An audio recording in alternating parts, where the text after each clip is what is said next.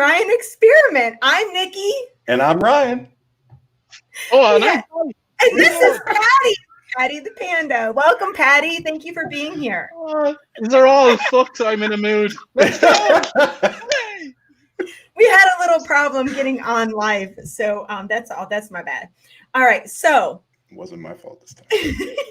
So if you guys are joining us right now, thank you so much for being here. Yes. And we just want to talk about what is going on with a country in limbo, because our country literally is in limbo right now. Can you guys hear that dinging? That's my daughter. What is that? Sorry, that's my daughter. Anywho. Stop thinking things out loud. She's messing us up right now. I think she's doing it on purpose. So anyway, a country in limbo. I feel like, me personally, I feel like our country is being held hostage. You're right. Wait, did I go this way? Okay. No, so I just want to start off. I just want to start off by, don't make me smack you, boys. Last time on the show. Thank you. Okay, Nikki, get it together. Come on. A bit of professionalism. Let's try and do this.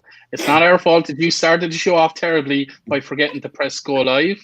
After you dictating to us to behave ourselves, you completely fucked up. So let's just deep breaths, have a bit of composure, stop thinking about microphones in the face, and let's just go for it. Okay, let's go for it. You guys will see that later. Okay, so let's talk about how Trump's lies are dangerous to our country and to our democracy. So in starting with that, the number one thing that comes to mind for me is the voter fraud claims that are being made right now. Yeah.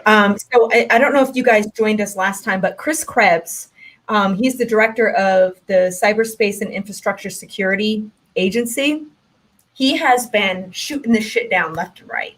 Now, just to refresh your memories, he was appointed by Trump, and I just saw an hour ago that he is going to be fired, by the way. Yes, I just saw that on the news. What a shocker, right? So what do you guys, I'm going to go through some examples about the claims, but I want to hear from you guys. Patty, what do you know about this and what's your take on it? Yeah, so it's all madness, really, isn't it? So, well, first of all, in a kind of lame duck scenario, people are going to lose their jobs and people are going to be hired, jobs for the boys kind of thing. But I saw that guy kind of let his team know, I'm going to be fired any minute here, so just to let you know. And he kind of has his go bag ready. About the voter fraud. So the biggest thing that I saw today was Donald Trump tweeted about Dominion and how they had deleted so many votes and how votes were switched from Biden to himself and lots of votes were missing. And I went and I spent an hour looking for this report that apparently, and it turned out it was one website had reported that they had seen on a pro-Donald Trump website that one guy randomly, unaudited and unverified, published some numbers that they couldn't prove were real or false based on his understanding of somebody else's work. And that was enough for Donald Trump to turn around and say, this software is the most dangerous software in the history of our elections. Call the whole thing off. Democracy is over as we know it. And I did a video about this, and it's absolutely scary. Now, I work in the tech industry and I work in software. This stuff doesn't happen, especially on the scale that you guys are using Dominion in terms of your voter machines. There is some errors. They are always human error, and they are almost always corrected in real time, if not later. So for him to post that was absolutely shocking. And I was furious because up until this point, I just thought, okay, Donald is having a hissy fit. But for him to turn around and say that the voting software itself was corrupt based on some random guy who's sitting in his mom's basement, somewhere pretending, unverified, unaudited report, it was scary. Ryan, do you have anything to add? I mean, as far as voter fraud, I think it's important for us to note that nobody's really come forward with any legit voter fraud. And I sent you that website earlier where they're tracking all the Trump lawsuits. He's like 0-20, which is both good and bad because the courts are looking at him being like, you're an idiot, but it's going to get run up to the Supreme Court. And I think that's kind of what they want. But in terms of the stories they're selling us of all these ballots being thrown in trash cans and all this stuff, it's always false to some degree. It's always mischaracterized. It's misleading. It's something. I think one of them was they were just soiled ballots, wasn't it? And I'm going to go over those, but yeah. So, and we're going to also cover why. The reason behind all of this and why they're trying to keep this lie alive. But these were some of the voter fraud claims that were kind of like put out there. Colorado man claiming to be a poll worker dressed in a yellow vest rips up Trump ballots. Now, if anybody is on TikTok, you probably saw this particular video. I don't have it with me now. I'm not going to push that out into the media again, but it was a TikTok prank and it was completely debunked. And it got a shit ton of views because these Trumpsters are holding on to any little shred of like hope that they can for whatever reason. And then another one, I'm sorry, go ahead. I was just going to say it's confirmation bias, right? You see them cling on to anything that remotely, speaks to their agenda. And you saw it. It was like, oh, see, bam. Nobody cared if it was real. Nobody cared. Nobody looked into it. They just saw it, and it was confirming what they want. So, it's crazy. It is. It's a bit like Kayleigh McEnany all week has been on Fox News shows, and she's been on in her personal capacity rather than her press secretary capacity, which, in my opinion, is still a breach of the Hatch Act. But she's been like holding up these binders. We have 240 pages of affidavits here. And I'm like, well, if you have them, submit them to court and let's see what happens there. And every time she reads out one of them on the air, she takes all credibility away from it and it's no longer admissible in court. So this is just a smokescreen. And it's a bit like, you remember when he did that 60 Minutes interview and it was like, this is our healthcare plan. And it was just this massive book of empty pages. Well, that's all she was doing as well. It's the same exact tactics repeated over and over again. Why? Because the base believe it every single time. Because again, as Ryan was saying, it's backing up what they think, oh, thank God, there's hope for us, and there really isn't because they're all idiots. I co-sign that, by the way. That, brother. And there is more. There's more. I'm going to read to you. So there's the trash bag of torn up ballots found by a wedding party in an Oklahoma church. And this is what you said. They were spoiled ballots. Spoiled. They were no good. They were, I don't know where they came from, but they were no good. It wasn't anybody's valid ballot. And here's the important thing to remember as well, like what Nikki's saying, if you have a spoiled ballot, guess what you get to go do if your ballot's bad? You get to go request another one. A lot of people don't know that. If your ballot's bad or somebody's ballot is soiled, like Nikki's saying, or something else, you can go request another one. Even better yet, people were able to go show up in person still, even if they received that mail-in ballot and it got destroyed. I did that. I did that. I had my ballot. My husband voted mail-in ballot. I did not. I was like, I am fucking going to the polls. But you had your mail-in ballot, right? And I put it in the garbage. Exactly. But it was still a ballot, but it was fucking spoiled because I didn't want it. I wanted to go and vote. So it's like you're not getting the whole truth. They're trying to give you half truths and make it justify what they're doing, but in reality, we weren't looking at the whole picture. And I'm gonna say I'm included in that. And the whole picture is that there were many different ways for us to vote, and those mail-in ballots didn't necessarily mean that there was fraud involved. It just means that somebody either got a new ballot, went and voted in person.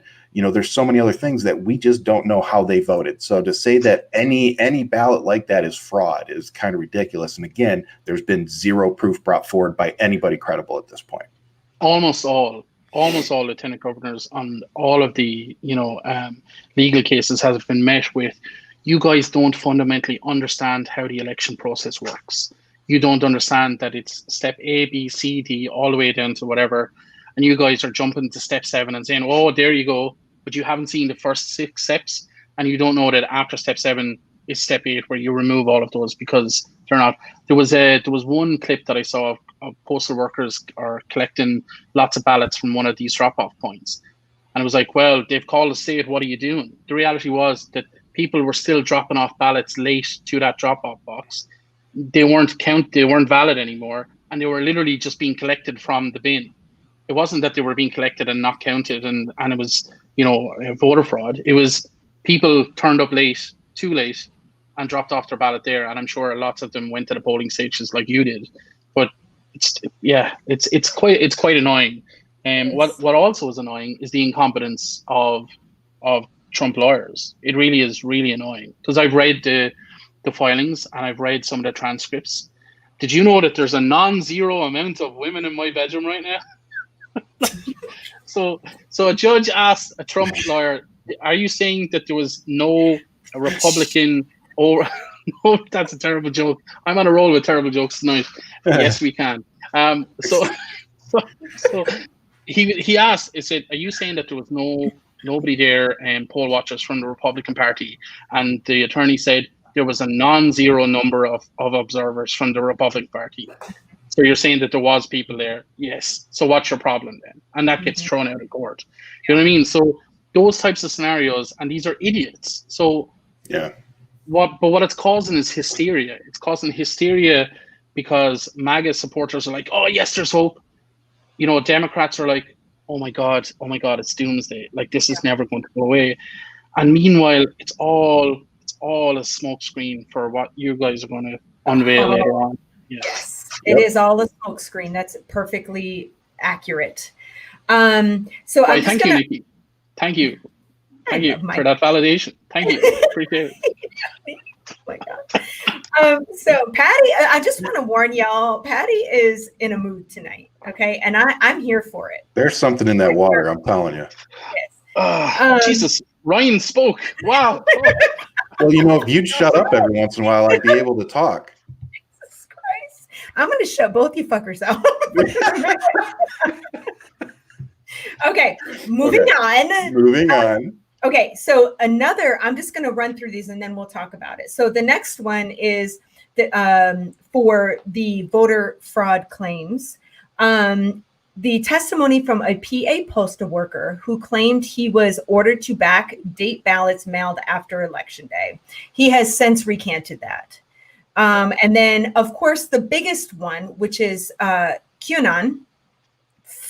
Fucking QAnon. If you believe anything QAnon says, you're a moron. Sorry, just put that out there.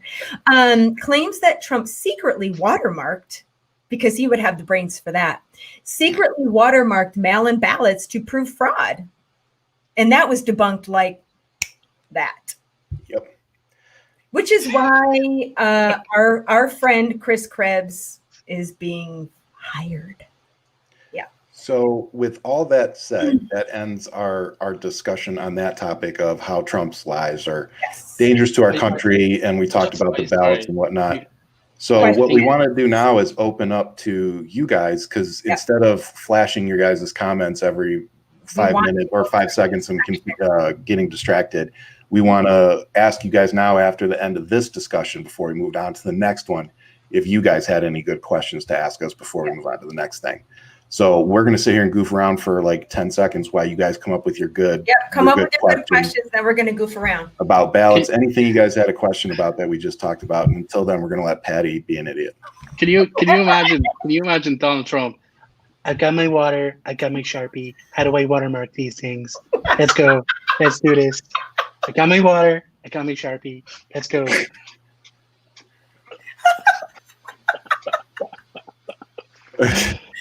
Oh my God. I don't know. It's a little off topic, but we can talk about it. Okay, what is it? What are your thoughts on Trump's public appearance on Veterans Day after losing the election? So I am a very good judge of body language. He was defeated. The way he walked, everything about him was a defeatist attitude. And I'm not going to lie when I say I was actually kind of happy to see that. But then the next part of me was like, you mofo, you're sitting out here and you're saluting all of these military and these dead and veterans. And, they were Arlington, right? Well, where were they? They were at the what cemetery were they at? Weren't they at Oh yeah, it's Arlington. Arlington? That's what I thought. But he was calling, like, he has been in the past called all like military people suckers and losers, and he's out there like using this as a some sort of. I mean, he has to kind of do it as a president, but at the same time, it's just kind of a lost point. Yeah. We obviously know you don't give a shit about our military, our veterans, or our fallen. Yeah. Like he was late as well. So on the day Of course. itself, so you guys call it Veterans Day. In the rest of the world, we call it Armistice Day. And so it's the 11th hour of the 11th day of the 11th month. So he showed up at 21 minutes past 11. He's the first president that I remember turning up late for it, which kind of shows the respect that he doesn't have for it. Whereas in the rest of the world, everybody was there, and there was either a moment's silence exactly at 11 o'clock or something similar. And Donald Trump was 21 minutes late. He's a busy guy, I'm sure, but if he can go off and spend 7 hours golfing the day before, he can turn up early for his veterans. So it kind of just, again, reiterates his ongoing opinion, and kind of actions speak louder than words. And his actions always show that he has disrespect for the military. Always. Yeah. Yeah, he was busy packing. Yeah. So I got one more, and then we'll move on to the next subject. So nobody really had anything on that subject in particular. But Amy said, since so many Americans are ignorant to the process, what is the best way to inform them? I personally think what Nikki and I, here with Patty today are trying to do, we do our podcast to have fun and all this other stuff. But at the end of the day, one of our biggest and primary reasons for doing this is to inform people, and if we have, Nikki and I were talking about this earlier today, we have a lot of young folks that follow us, and they hear what we have to say, and we're very aware of that now. So, we think that we're hopefully playing a very small part in moving us forward, informing people, and especially our future, our young kids. But yeah, I think this is how we do it. Yeah. Mm-hmm. All right. Yeah, so, I mean, we all know my opinion on that. It's all about education. So it's all about investing money in education instead of your military. It's investing at an early age, and you guys are going to have to write off the next 10 to 15 years of idiots in order to get the next generation of smarter people. Like that, and it's literally that simple. Yep. Okay, so we're going to move on to people that have reached out. So world leaders, not world leaders, but world leaders. This is where I'm going to go. So there are world leaders that have reached out across the world to Biden and Harris and congratulated them in their win. But there were a select few from other countries that did not. And let's go ahead and take a look at who they are. From Mexico, López Obrador. Brazil, Jair Bolsonaro. From Turkey, we have Recep Tayyip Erdogan. From China, Xi Jinping. North Korea, Kim Jong-un. Russia, Vladimir Putin. I mean, it's the accent for me. I thought she did good on the pronunciation. Hey. Terrible? I thought it was It's like every name just in a Mexican accent. It was I fucking hate you. It's like you were like, oh yeah, want to get the Mexican Where is down. Puddle of Mud? Where is Puddle of Mud soundtrack right now? Because I really fucking need it. I ripped my light off the table. You'll do better, Patty. You'll be like, hey, how about today? Good morning. Bom dia, tô bom. Ryan thought I did great. I thought they were good. Oh, you are hilarious. I would have sounded like a complete white guy doing it, like Vladimir Putin. Oh my god. Your Chinese was the exact same as your Mexican. It was hilarious. It was like, I didn't know Chairman Xi spoke Spanish. All right, asshole. Oh god. Patty's mean, guys. We're gonna have a lot of downloads on this one. I'm sorry. I think he's been holding some aggression in. Oh, that was fun. Jeez, I haven't laughed like that since an hour ago. Oh, since the last live stream. Patty, you're welcome. You're welcome. De nada más. Yo soy Paddy, estudia la lengua para 6 años mi colegio. Me gustaría mucho la gente de México y España también.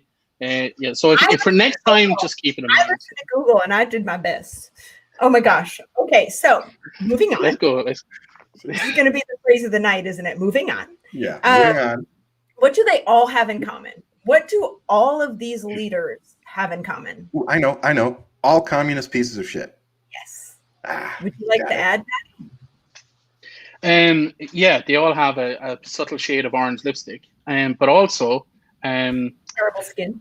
they do, but they're all pieces of shit, and they all don't care about their people, and they all don't care about coronavirus, and they all have similar trade deals with China. So, the one exception there was Erdogan did eventually give his congratulations to Biden. Oh, he did? He did, yeah. So that happened yesterday. It's okay. It was on the European news. It's okay. Sorry. But because hello, outside the US. But the reality is Donald Trump would love that. He loves the fact that it's a group of dictators who are like, these are my friends, these are my boys, these are my crew. And it's absolutely disgusting and vile. It really is absolutely disgusting and vile. Yeah. It Even is. if they do all speak in a Mexican accent. It is. And, and it's funny how, Ryan and I were talking earlier about when Trump was elected in 2016, how Putin immediately reached out to him to congratulate him. And, with Kim Jong-un and all of these communistic leaders and dictators, which is everything Trump wants to be. It's like his, bro code kind of thing. I don't think they're obviously they're not reaching out because they want Trump to stay in power, not because they're friends with him, but because he leaves America exposed. Yep. And they know that they will be able to get great information from him. And they have in the past. There's no doubt. You can't tell me, no one can convince me that there weren't words exchanged and information exchanged in the one-on-one with him and Putin on a couple of occasions that we know about, when he refused to let anything, like anyone in the room or like wasn't it the person that was supposed to be taking dictation? Yeah, they release anything. Yep. And can we just talk about too? I just got to throw in there. Donald Trump is the softest target that I've ever seen. So for somebody like Vladimir Putin, who has the history that he does, and he's intelligent. You can say what you want about Putin, but he knows very what he's fucking doing. Smart. So was Hitler. Yes, they were both. But damn, now you threw me off. But you were saying he's the softest target. He's a very soft target for anybody. So it's important, like Nikki was saying, that's what these dictators want. They want somebody that's running our country who can be easily influenced, who can be pushed around. And I think the one that we talked about the most was it's like they can put bounties on our soldiers without any kind of repercussion at all. Those are the type of things that these folks will not be able to get away with under the Biden administration, and they freaking know it. That's right. They're going to be beholden to a higher standard, way higher. Go ahead, Patty. Sorry. Yeah, no, I have to agree. Donald Trump has always shown that if you tickle his ego, he'll give you everything he wants. You know what I mean? So it's been like a hot date, flashing with a cleavage. Donald Trump is, he showed the cleavage and you can steal everything he has in his pockets. So I was going to go somewhere else with that. But grab him in his penis. Grab him by the blowtorch. Yeah, absolutely. The blowtorch. It's a blowtorch because of the burning sensation. You might want to get some medication for that. Yeah, really. But if you guys remember, in the first couple of months of his presidency, he had the Russian ambassador who was a well-known spy, and he was like, "Come on into the Oval Office, and the press, you guys can stay out there. We're going to have a chat." Yep. And you're like, "Okay, is this going to be how it is?" And Donald came out and was like, "We had the best conversation ever," and like that makes me uneasy. That doesn't fill me with confidence. And I'm not sure if you guys noticed this week. There was arms deals signed with the United Arab Emirates, as well as part of these kind of peace deals or normalization treaties that were just done. All of that stuff is going under the radar now as well. And people need to be aware and keep up with this stuff. So they were obviously promised if you sign these and you give us good PR, we're going to give you missiles. Like Yep. that kind I've of had people reach out to me interaction about is scary, Mhm. scary, and that's It's why crazy. the likes of Putin There's and co genocide are going delighted. on in there, over there, and Genocide is the word to use. Absolutely, I agree, and that's only to do with coronavirus. Everything else, you know, like I genuinely believe it's genocide what Donald Trump has done through negligence. Oh, But what yeah. he's going to do through the rest of the world by again supplying arms, it's scary. It's really scary. Well, Thank God Ireland is neutral. Yeah. You're like Sweden. I'm moving to Ireland. Except they're better looking. I'm packing my bags. We're all going to live with you guys. because I know we're going to talk about it down the thing, but go ahead. No, I'll talk about it later. Go ahead. Are you sure? Yep, go ahead. Okay. So obviously we talked about the reasons. So Patty, in discussing this stuff, Brexit and Good Friday Agreement, comments that Biden is pro-Irish and anti-UK. So can you, Ryan and I both don't know what that means. So can you please explain that to us? Yeah, so in terms of Brexit, now Brexit was orchestrated again. Look at the two he's laughing already. I'm serious. I'm curious. No, I was laughing because we don't know what we're talking about. I was smiling. Brexit, for those people who don't understand, Brexit, just like a Trump election, was undermined by Putin, by Russia. Brexit is where the United Kingdom leave the European Union. They've been fighting for the last 4 years as to the terms that they leave on. They agreed on that last year. Now they're in the middle of a trade deal. And the UK were using their friendship and relationship with Donald Trump as leverage to get a better trade deal.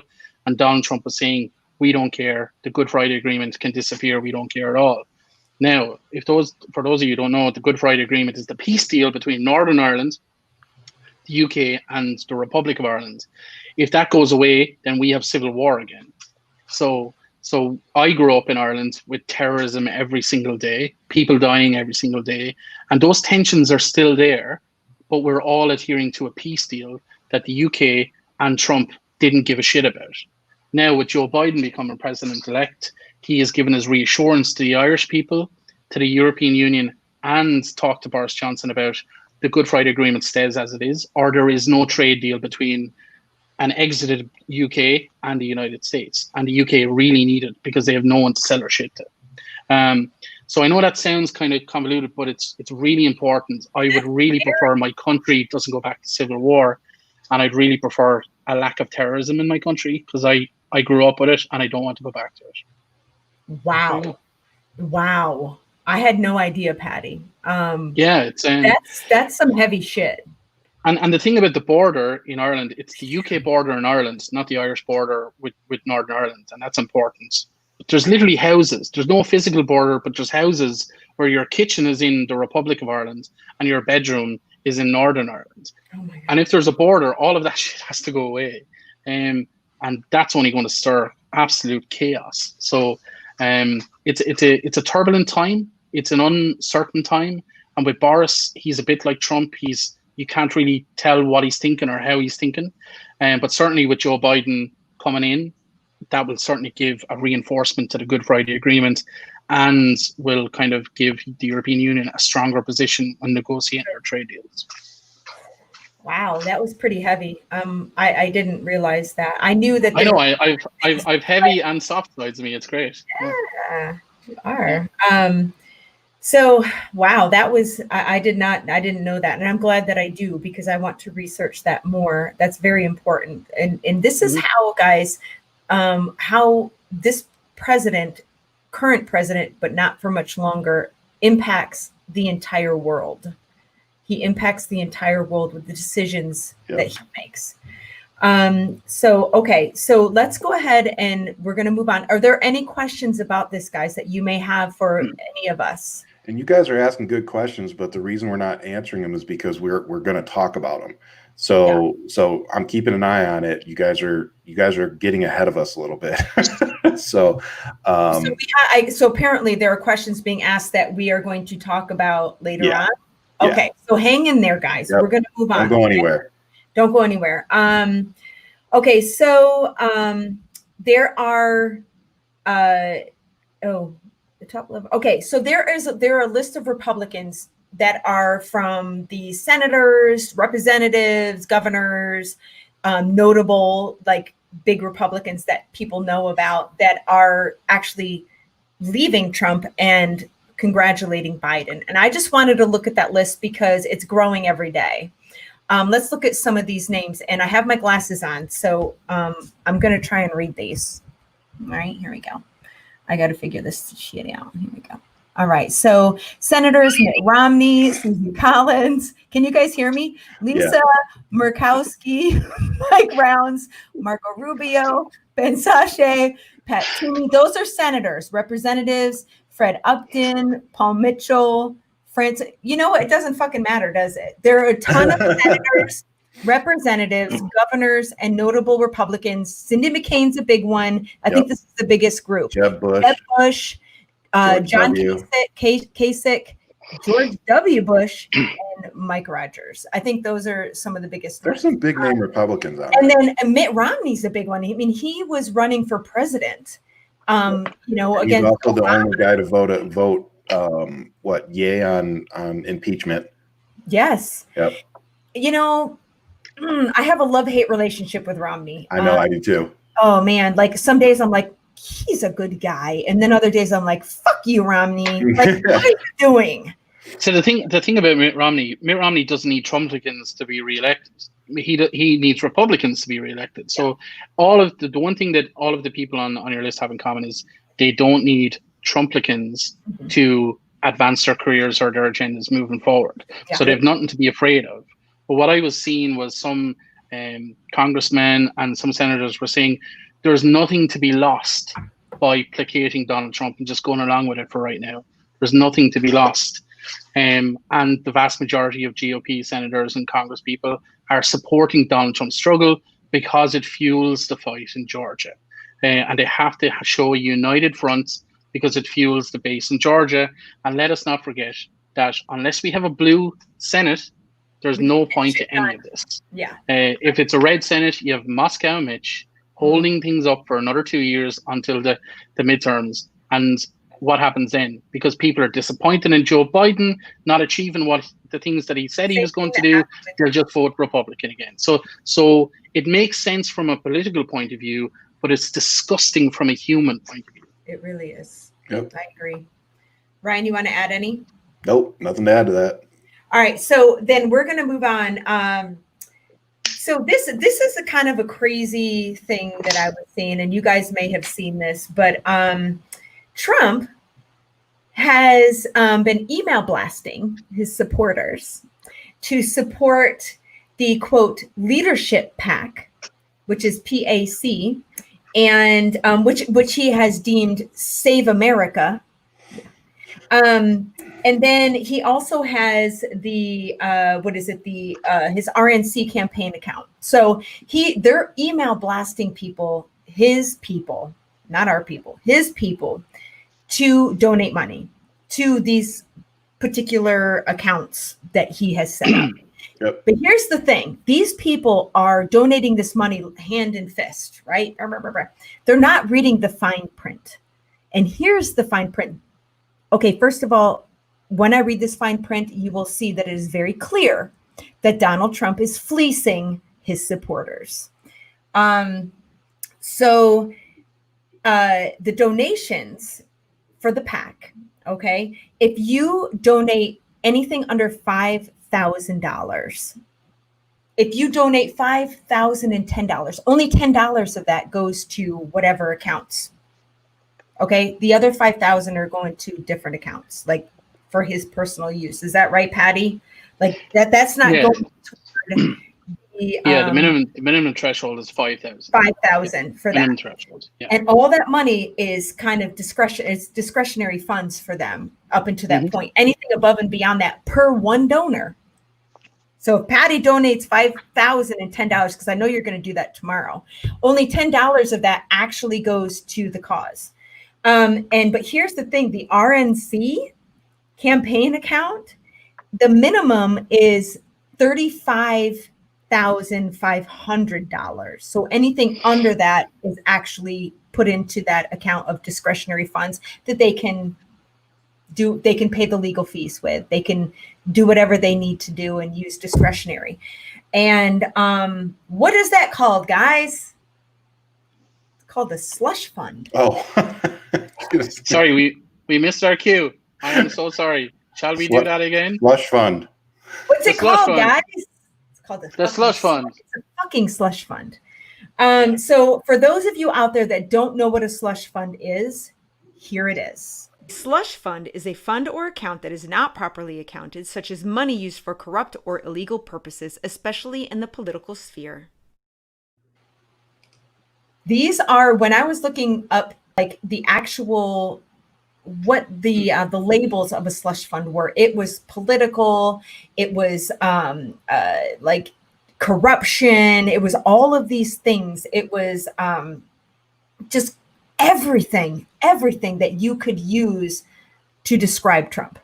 And that's what he is doing. He is creating this mass hysteria within his base to make money. And all you mofos, if I have, I'm sorry, I don't want to call you guys mofos. If you're actually watching and trying to. Oh, there's one. There's a couple in here trolling. Okay, so but if you're watching, listen to me. Do not donate to this guy. He does not care about you. He wants your money to pay his bills.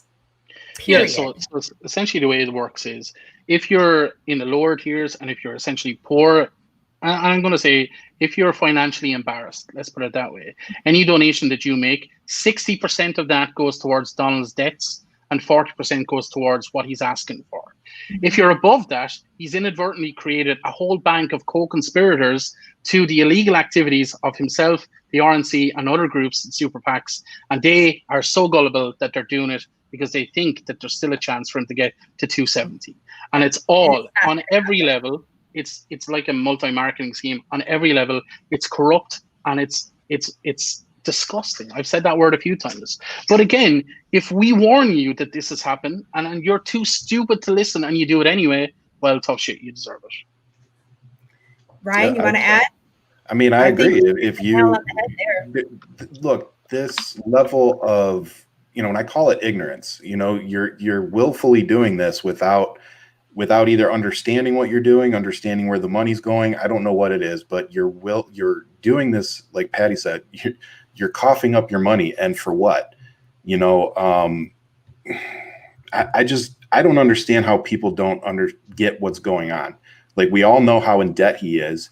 And the one thing that most sane people have said is that he's been using the presidency to make money to keep afloat. Basically, he's been paying, his companies and stuff out of taxpayer money. That's how he's been keeping his debt afloat.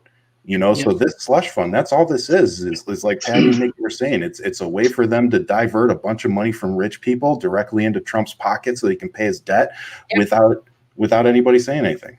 And I have actually something to add to that, Ryan, that I actually had in our notes, like in our format here. So we will answer questions after we get through this part.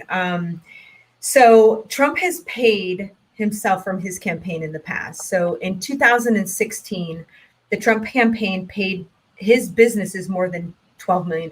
And that was in leading up to whatever campaign dollars he had been getting for his election. Yeah. His first one. They were siphoning funds, but they know how to do it. They're funneling it into his businesses with staying there and all this crazy stuff. Here is a staggering number, though, is from 2017 to the present. Okay. Not only has the Trump campaign funneled millions and millions of dollars and to pay his businesses, but they have paid millions and millions more of taxpayer money to his businesses. Yep. So this is, he has been making money hand over fist, not only on the taxpayer money, but the people that are donating. These are people that are living on very little every month, and they're trying to give what they can to help this guy.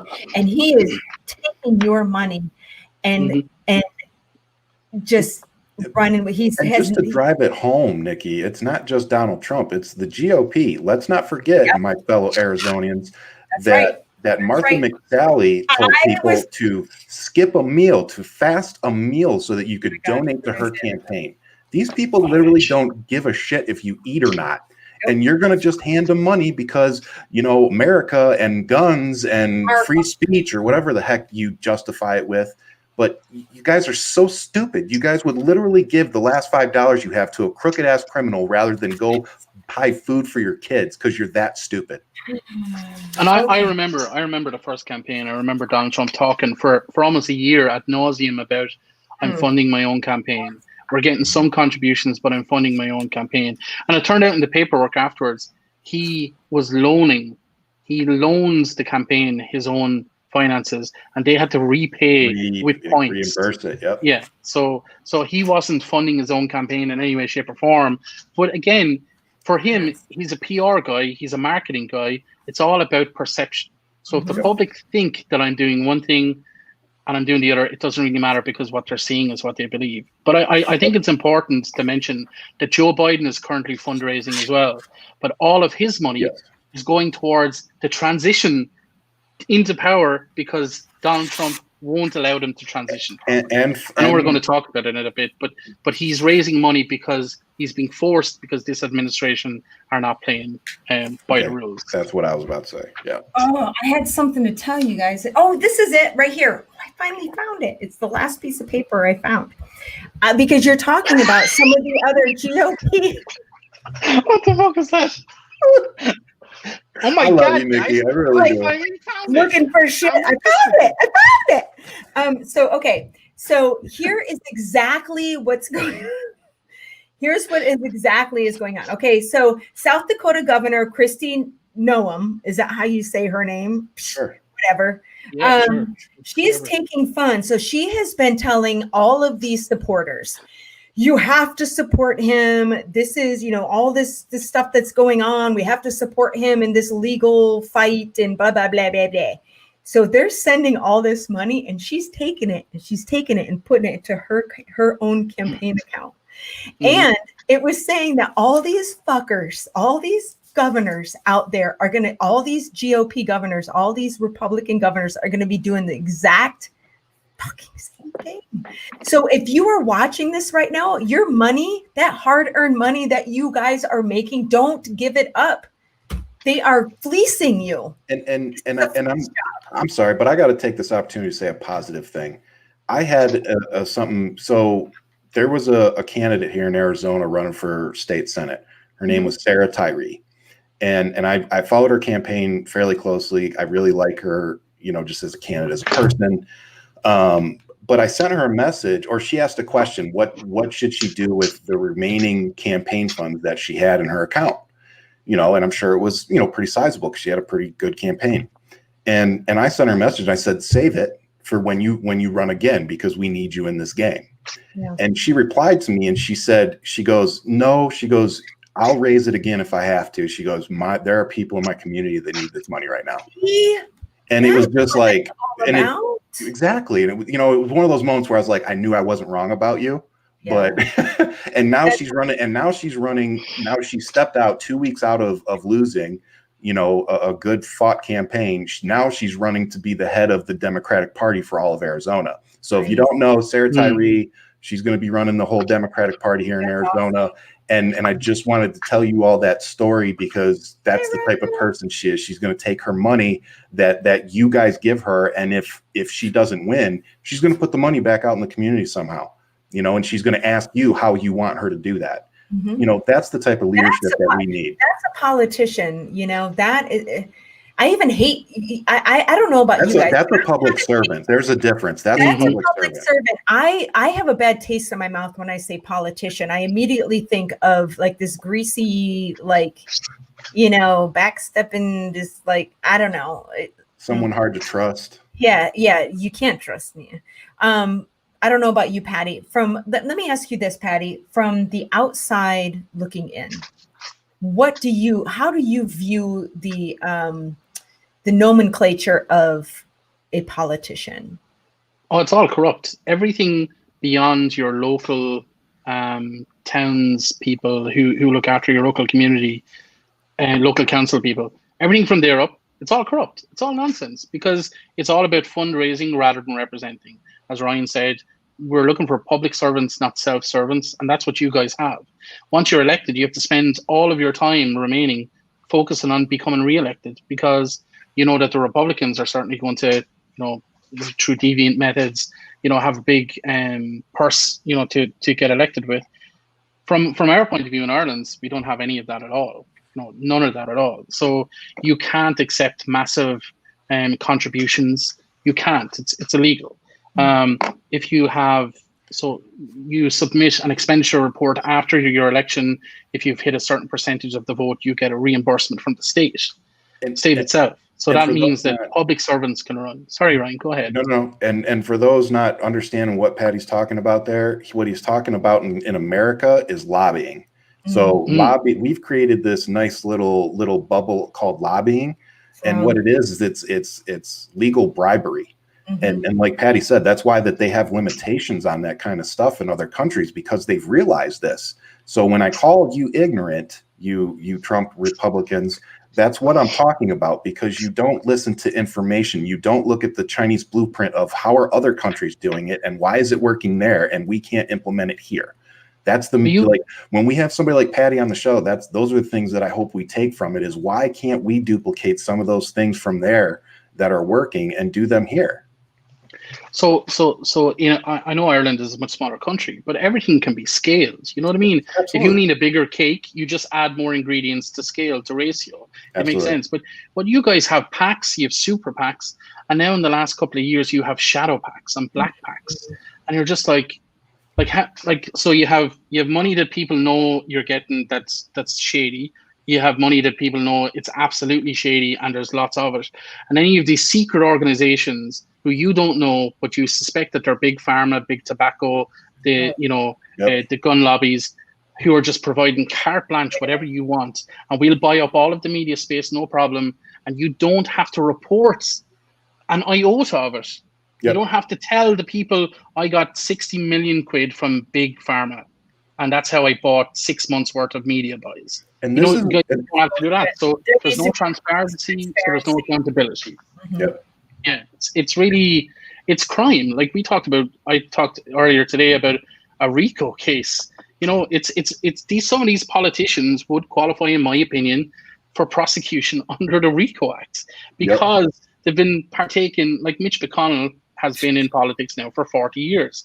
40 years ago, he was getting dodgy money. Today, he's getting dodgy money, and that's criminal. Yep. And he's been getting dodgy money for 40 years. Now, and here's what I want to piggyback on that, Patty, is I've come up with this new phrase that I use a lot, and it sucks, because I think it's very true.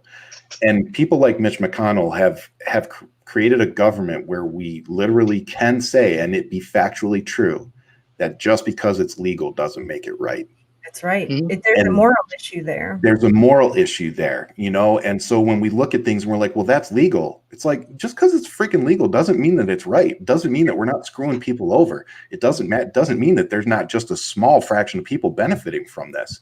And usually the small fraction of people that are benefiting from it are the same people that put the lobbying money in to get that law put there anyway. So we have to get our system back to a point where where it's legal makes it right, not just because it's legal doesn't make it right. That's where we're at right now. If you have money, you can make it legal. So the law can be bent in a particular way. So your laws were mostly inherited by Great Britain, wankers, but they were inherited nonetheless. And they have common law and equity. So your laws are common law, but there's that equity added to it. So the equity being fairness. But what you guys have done is, instead of taking the fairness as a kind of proactive thing, there's a person who needs a help out, they were on fallen times, let's give them a break, or let's reduce sentences, etc. You guys have gone, well, equity can be pulled back the other way, so in a negative sense. And you guys have run with that. So common law with negative equity means that you can twist and bend it to your own compliance, to your own wishes, and it's really rather tragic. It's the way they've set it up. Yeah. For sure. Yeah. Yeah. So I want to move on to, we have, I think all of us, I don't, Patty, I'm not sure if you did or not, but I think Ryan, you did, touched on what this Million MAGA March thing is all about. Oh yeah, and that's one thing that we've been getting a lot of comments on. So that's what I've been waiting on. Like, okay, so I just want to put this out there. This is what they want. This is what Trump wants. He wants to be able to have a reason to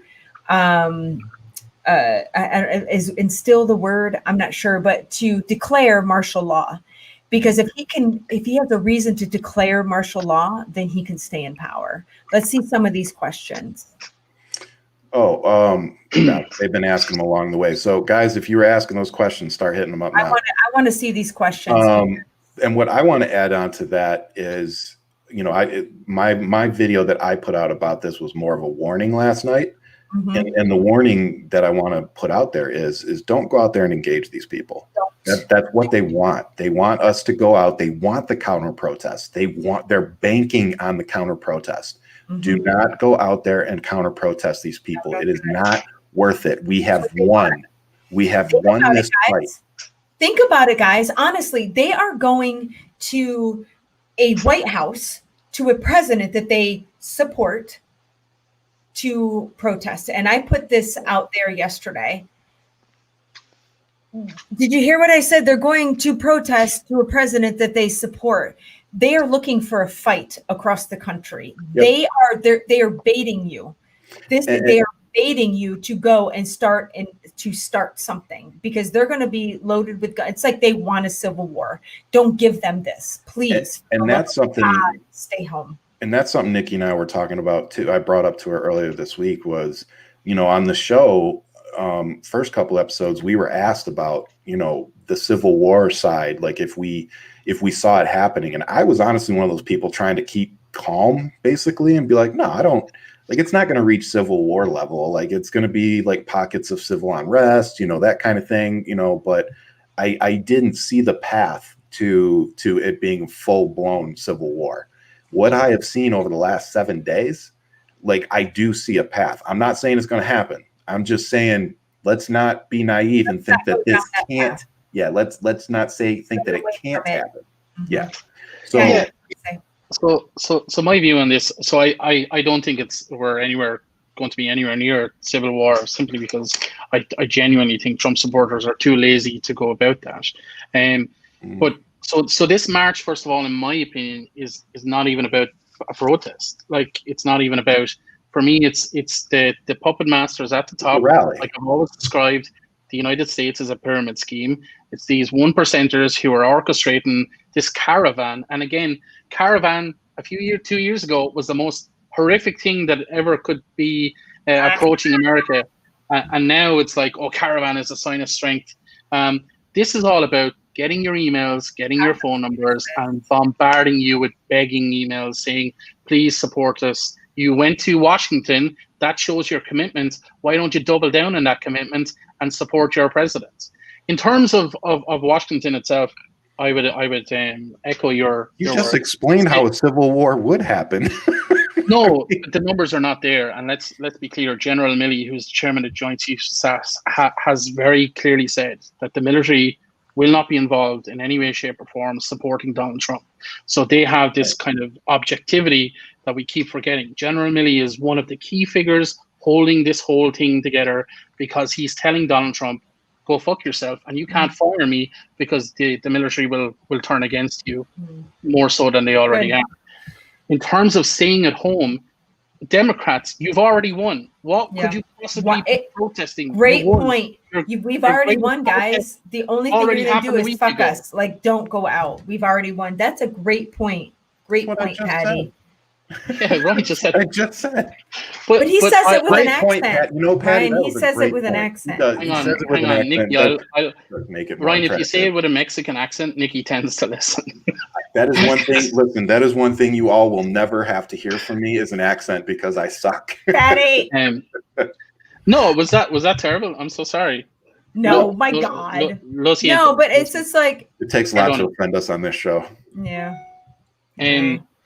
No, this car. Sorry, I'm going to keep talking. In terms of this caravan, just be very careful. be very careful. Only 10% of this million MAGA have showed up, have registered. So that's 100,000. I've seen GoFundMe pages from the cockroaches in Kentucky, you know, because they can't afford the gas to get to DC. Of course. So it's all Are a you load serious? of bullshit. Are you? Oh, Are yeah. you serious? I haven't seen that. Yeah. So when they get there, have I've nothing to described this lose. as Don't like, engage. you know, the idiots in Jersey Shore, they're like, oh, let's get fucked up and let's go to the club. If we're not in the club, they can't get fucked up and they'll just go home alone and sad and pathetic like they really are. They'll just drive around the streets of DC and they won't be able to achieve anything because we're all at home watching Frozen 2 with our popcorn and some of you with your glasses. I saw a pancake thing. Let's all make pancakes. Somebody was like, make pancakes and make videos of us making pancakes. Yes. Pancakes, yeah. I like pancakes. I'm down for anything. I love pancakes. But seriously, guys, just stay home. Just stay home. That's the whole point of this. They want you to engage. That's the whole reason why they're going out. Find another fight. They've lost and they want to find another fight. Make sure that they're going to a blind date without the actual other half showing up. And just one last point on that is coronavirus. These people have one thing in common. They have a pre-existing condition called stupidity, and coronavirus is going to eat them alive. Yes, sir. Yes, sir. You're welcome. By the way, let's just say Chicago just issued a statewide mask mandate today because of their rising numbers. And like Patty said, this is not a joke, guys. The number we're banking or we're chalking up the biggest numbers that we've seen since July. Hospitals are at 90+%. Oh my God, I hadn't even seen that. Jesus. You didn't see it? I'm looking at the camera. I'm trying to look at the camera. I have all different kinds. You know, I need your help. I need to find some props. We need to talk about. All right, that. I'm going to send you some from Amazon. Yeah. So, but guys, stay home. It ain't worth it. And honestly, if you show up, we're just as bad as them if we show up. We're looking for trouble if we show up too. I will come for you. I'm telling you now. Yeah. I will come for you and I will call you out for your bullshit. If I see a single video of somebody trying to antagonize or even be present in a negative way, I will come after you like the roaring thunder fat man that I am. I'm telling you. Love it. Oh my God, Patty, I love you so much. Oh my goodness. So are there any, I don't think there are any questions. So I want to move on to something. There was a couple of questions. Oh, there were? I want to see them. Yeah. So first of all, the GOP stands for the Grand Old Party. So there was like somebody asked that 9 times. The second thing was, what is martial law? Martial law is where the military take over the local law in a particular place because the local authorities, the local government are overwhelmed primarily because of violence. The military comes in and takes over normal practice. These are all put into your homes. You're all given curfews, and the military decide where you can go and what you can do. That's what Donald Trump would love. That's what the Republicans would love. That's what these idiots would love. If you're not there, it cannot happen. Yep. If you're not there, it cannot happen. There has to be a conflict in order for that to be enacted. So don't create the conflict. Let these dumbasses spend all their money, the rest of their money, going to these stupid ass things, waiting for a fight, and they show up to literally nothing. But we're saying this with love. You know, like this isn't, we're not trying to chastise you guys. Like, just please stay home. Don't engage these people. It's not I'm not chastising anybody that's no, from our supporters. I'm not trying to chastise you. I'm trying to ask you to just stay home because it's not just going to be in DC. There's rumors that it's going to be other state capitals, most likely Democratic run cities. So, you know, just if you don't have anywhere to go, look, coronavirus is still out there. You don't need to be going out anywhere anyway. So Jay says this. Thank you, Jay. Well, but prior to that, we had Tammy on here. Yes.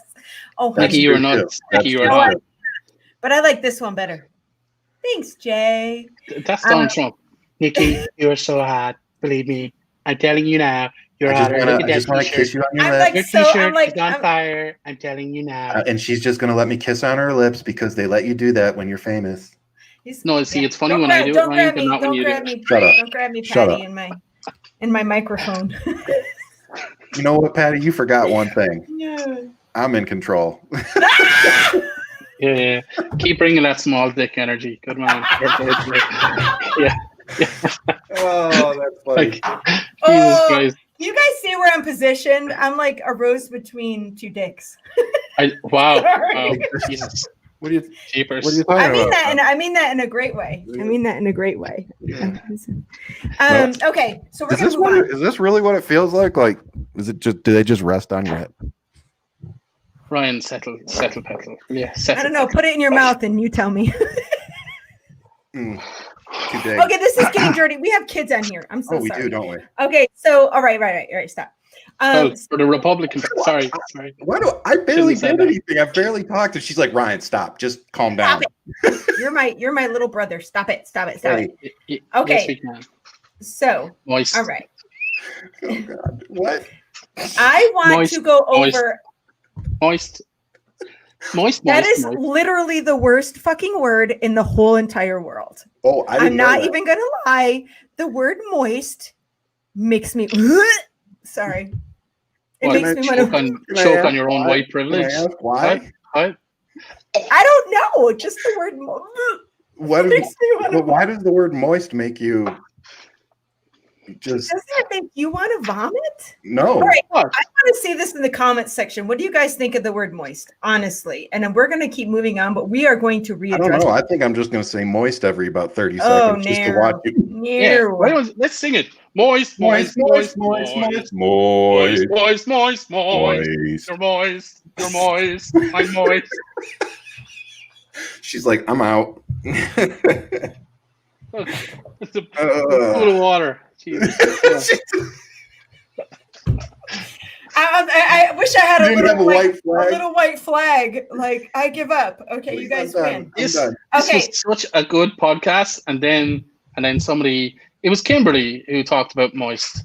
It's shocking. Moist isn't as bad as I love you, Elizabeth. Take that out. Isn't as bad as panties, really? I thought penetrate is a bad word as well. You know, it's like, I want to penetrate you. You know, it's a bit Mama, seedy. I'm putting my Nikki Choke hat you on. on white Let's privilege. finish it. Choke on a white privilege. I know. I said that. Okay. Damn it. Okay. Yeah. I Okay. think you're outnumbered, Nikki. I think you're outnumbered. I am so outnumbered, but I'm still gonna win. So let's The talk comments about are so moist right about now. Trump's emotional state and not my own at the moment. And that piggybacks on not mine at the moment. And that piggybacks on what somebody said at the beginning of the show about his appearance on Veterans Day, how he looks just, Yes. So this piggybacks on that. And here's the thing, like anybody that was watching that saw any clips of him walking to Arlington Cemetery for, whatever, he was doing there, obviously being the president or trying to be the president. But his not only his body language, but Melania's as well. If you could see pictures of her and her face, they looked defeated, in my opinion. Where at other times he always carries this air of arrogance with him, and that was gone. I did not see that with this, and that was the big difference for me in his emotional and mental state. What are your thoughts on this, Patty? Yeah, so the man runs on his ego. His ego and his self-esteem are incredibly fragile things. So when it gets hit like it got hit last week, of course he's going to fall back into himself. I'd say he's a little bit depressed. I'd say he's probably taking medication to sleep because he's that wired. I think his behavior on Twitter, the only time we saw him publicly before the Veterans Day was on a golf course. Like when Joe Biden was named president-elect, Donald Trump was on a golf course. Like that, if that's not symbolism, I don't know what is. And the way he's been absent, but I don't know what that was, but he's been absent, but like his Twitter feed itself, like of the last 100 tweets, 94 of them have been flagged by Twitter as false information. Like 94% of his tweets are flagged as false, and the rest are retweets for you to find OAN on TV subscriptions. Like literally, that's his entire Twitter feed right now. I think he's very defeated. I think he knows. I think the writing's on the wall. I heard today that he's talking about a run in 2024. I was just going to say that. And think about it this way: the guy owes 1.1 billion with 300 odd million due in January, and he has to pay it, and he has no. Do you know what I mean? So he's obviously got that element of it as well. Overall, I just think he's the reason why I'm pro-choice. Yeah. I said it. Just swallow. And sorry for anybody in the comments. Oh my God. For that. I'm in no way suggesting that I have power over your autonomy, but certainly Donald Trump is the reason why I'm pro-choice. Yeah. I am. He's the reason why I am too. Yeah, I'm not gonna. But yeah, he, And here I wanted to touch on that, Nikki, before we. Yeah, of course. Like Patty was saying about the depressed part. That's something that I can relate a lot with, and you can kind of tell when somebody's, like you said, you can kind of that arrogance that he usually carries with him. It was gone. Gone. And when somebody's faking it. I always call it putting on my fake face. You gotta go out and you gotta try to act okay, but you're really not. And that's exactly what he looks like to me. He looks like when I'm defeated. Yep, you're like when I'm defeated for the day and it's just a bad day. That's what I look like. Like the day can't get better, but it's going to be constant for him. Yeah. So I think his mental health status, on clearly, like Patty said, we're seeing it on Twitter. He's not filtering himself at all. And it's scary. I don't care what anybody says. It's the president of the United States. It's freaking scary what's going on right now. I think what you just said and is exactly what I was going to say. The what we're seeing in the what he is showing as being kind of depressed and forlorn. We're not used to seeing him that way. He's usually angry and arrogant and all these other things. But he still has that capacity in him to be angry, arrogant, on top of now depressed and cornered. And what do cornered animals do? They attack. And I feel as though he is literally a stray bullet. And that's what scares me, is that he is a cornered animal and he has everything, not just something to lose. He literally, in his mind, has everything to lose. And he has everything to lose, and he has all the power in the world. Yep. Wow. So I just want to talk about the power scenario, because people are very afraid. People are very afraid. In my comments, in my videos, people are tagging me and stuff. People are very afraid. And I want to offer this little bit of reassurance. In the last 60 days of his presidency, anything that he tries to pass, any executive orders, none of them come into effect until the first day of the next president, who can rescind absolutely everything. Yeah. He did it for Barack Obama. He rescinded 17 pieces of legislation and executive orders. Yeah. So that 60 days, he can't do anything crazy legislatively. In terms of militarily, like, he still has to get clearance for Congress to go to war, even though there are elements where he can send troops abroad into certain areas. He can sell as many arms to whomever he likes, but purchase orders have to be approved, and those things take months and months and months. So that's not going to happen. He still has to get permission from like the Gang of Eight and other people to execute people. There are things in place to prevent him from going completely AWOL. So I would say that 99.5% of the things that we're thinking about are preventable and won't happen. But there is that 0.5%, and that's where he's dangerous. And Ryan, the thing that you just put up about him firing and rehiring, and this is something that I touched on. I don't know if it was my Nikki New News, I think. Did we talk about, I can't remember, on Monday, about all of the people that he had fired at the Pentagon and rehired these lackeys, I guess, if you will, the people to do his bidding for him, and that were royalists in a sense. Why though? Like, was he just pissed and just wanted to fire people? Like, what's behind that decision? Well, and that's kind of what I was going to say, piggybacking on what Patty said, is these things that we're depending on to keep us safe, these safeguards, if you will, they're only as good as their enforcement. And when you start removing the people that are empowered to enforce those things, and you start putting in lackeys who are going to give him what he wants, I don't care what you say. That's scary. It is. And that starts making that 0.5% start looking more like 1-2% to me, because he's putting people in very high places that you can say what you want, but for the next 2 months, he could go batshit crazy and then make it so that Congress has to hold a panel, Senate has to hold a panel, and by the time that shit's done, it's all going to be over. He's going to get what he wants. He's going to have done what he did, and Biden will be coming in to clean up the mess. Patty, I have a little bit of faith. I have a little bit of faith because so many people are going to be fired. That means people are actually afraid of the incoming Department of Justice, the incoming Attorney General, and those people who are going to be investigating every single thing that happened in this Trump presidency. Every email, every WhatsApp message, every purchase order, everything is going to be investigated. And because people are being fired, it means that they are worried that the things they're being asked to do will get them prosecuted under that. But I know that's proven the point there. They're being replaced by minions, of course, but it just goes to show that there are still good people in the government. There are still good people in the DOJ and the Department of Defense, in my opinion. I'm not saying there aren't good people, but the system's failed, man. I mean, what you're just talking about, you're talking about people using common sense to protect their job or looking at information justified. Dude, there was a whole Senate committee report that came out and said, yeah, actually Russia did mess with the election, and yeah, it probably looks like Trump actually played a part in that or whatever. And nobody did anything. We sat there and we impeached the guy, and all these things that were supposed to be in place to remove this guy from office because he was completely incompetent failed.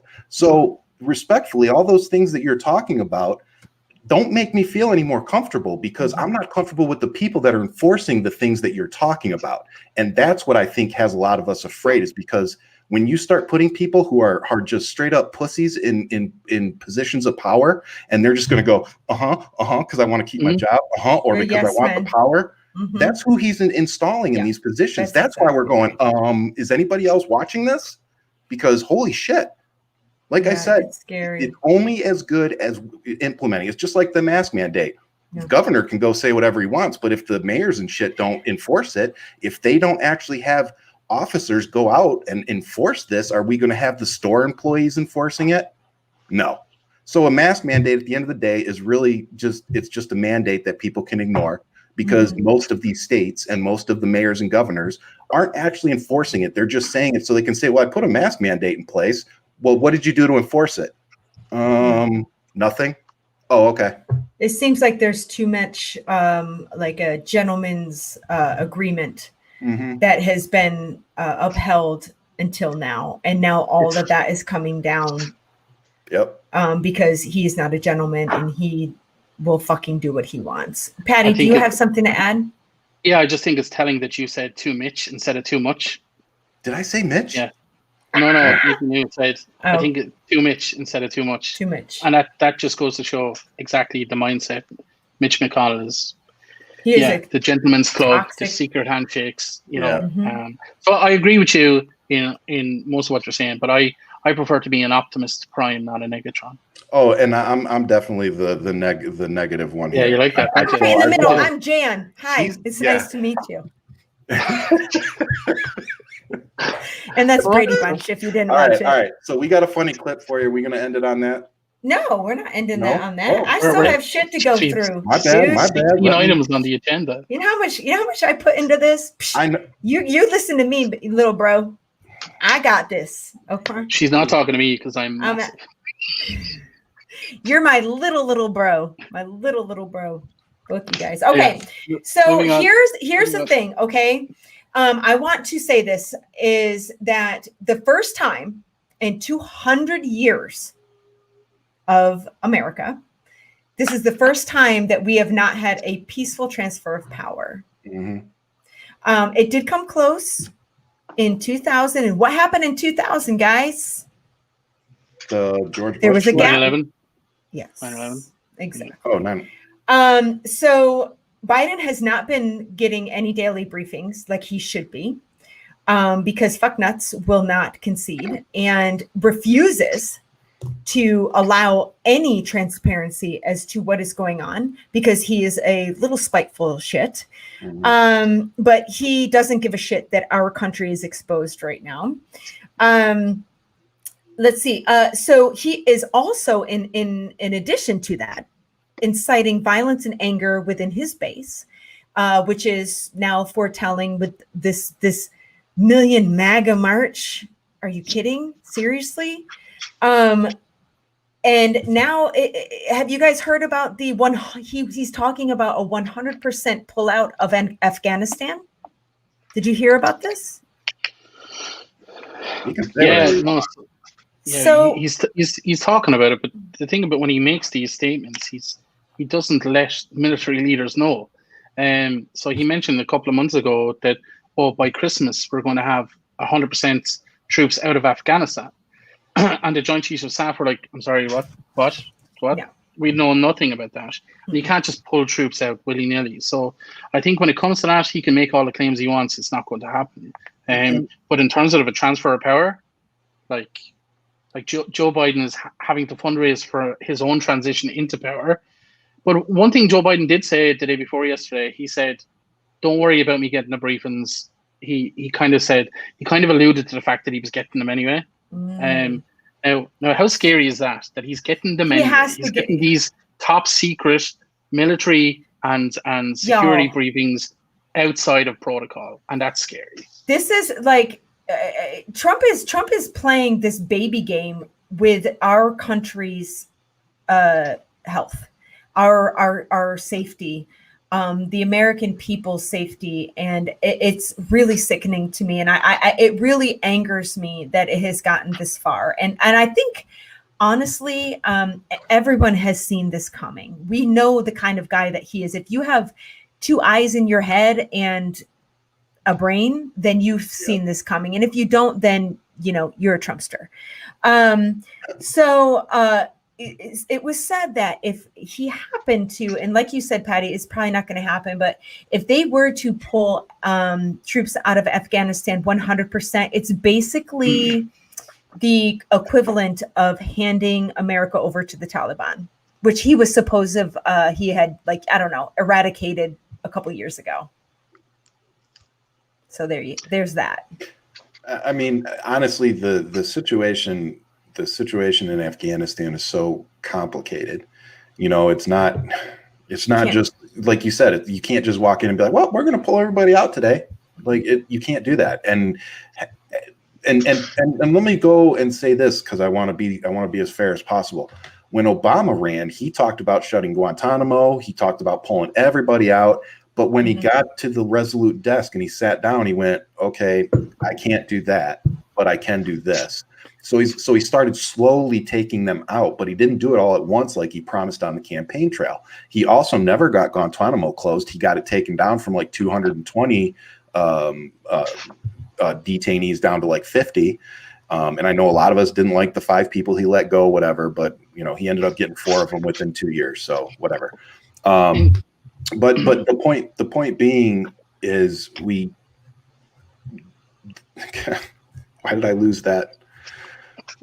It's you, Patty. Every time I look at your face, I forget because you're. Well, I tell you, whilst you're thinking, I just want to remind people that the situation in Afghanistan has been toxic since the 70s, 80s. Like, this is not a new thing. This didn't just happen with Clinton and co. This happened in the 60s and 70s in terms of arms races with Russia. Yep. And when the US pulls out, Russia will absolutely fill any void. So in terms of, it's not just as simple as saying we're going to pull out what is really like a training police kind of force in Afghanistan. They're really just training locals to kind of upkeep their own communities. Yep. But if we pull them out, then there's somebody to fill that void. So you can't diplomatically, and in terms of war rooming it out, you can't just say, we're not going to be there anymore, because somebody will fill that void. So I think it's really negligent for any president, whether it was Obama or the Orange Blob, to say, we're going to pull all the troops out, because it's just not possible. When you guys decided with the Monroe Doctrine a couple of 100 years ago that you guys wanted to colonize half the world, you guys made a decision then that you were going to have your nose in business across the globe for the rest of the history of the United States. That's why you guys have 800 military bases around the world. So it's not just simple as saying we're bringing troops home when you have 800 bases around the world.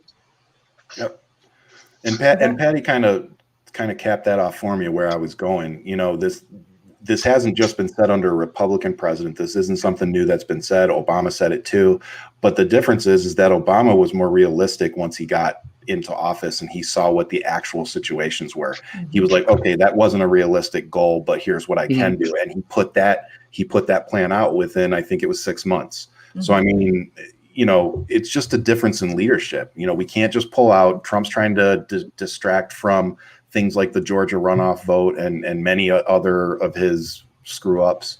So, it's just a distraction tactic. It can't happen this quickly. It definitely won't happen before Biden takes office, and then Biden will step in and do what needs to be done. So, yeah. But I just want to add one last thing. Globally, I look at, like, maybe not globally, but certainly from Ireland, I look at the US and I'm like, why the fuck do you guys believe all this shit? Like, why do you believe, like, when Donald Trump says, I'm going to pull all troops home, or we're not going to have troops anywhere else in the world, and like 73 million people go, yes, excellent, troops are home, that's that job done, America first. Like, a simple Google search, or read a fucking book, that'd be great. I'd love if you all read one book a year. Yeah. But well, I think here's Patty. So here's the thing, okay? So you live outside of the US, and we have been in this country inside this bubble. And we have lived a certain way for our whole entire lives, where, politicians they've always been sketchy. They've always been kind of like, me first kind of shit. This is a whole nother level. This guy is a pathological liar, and he has, for some reason, has some kind of hold on a whole shit ton, said like 72 million people in this country, and spreading across our world. And he for some reason, it's like the line that used to be black and white or a little bit of gray in the middle is now all gray. Because he has made it that way. And it is very difficult on a daily basis to believe anything that's being said.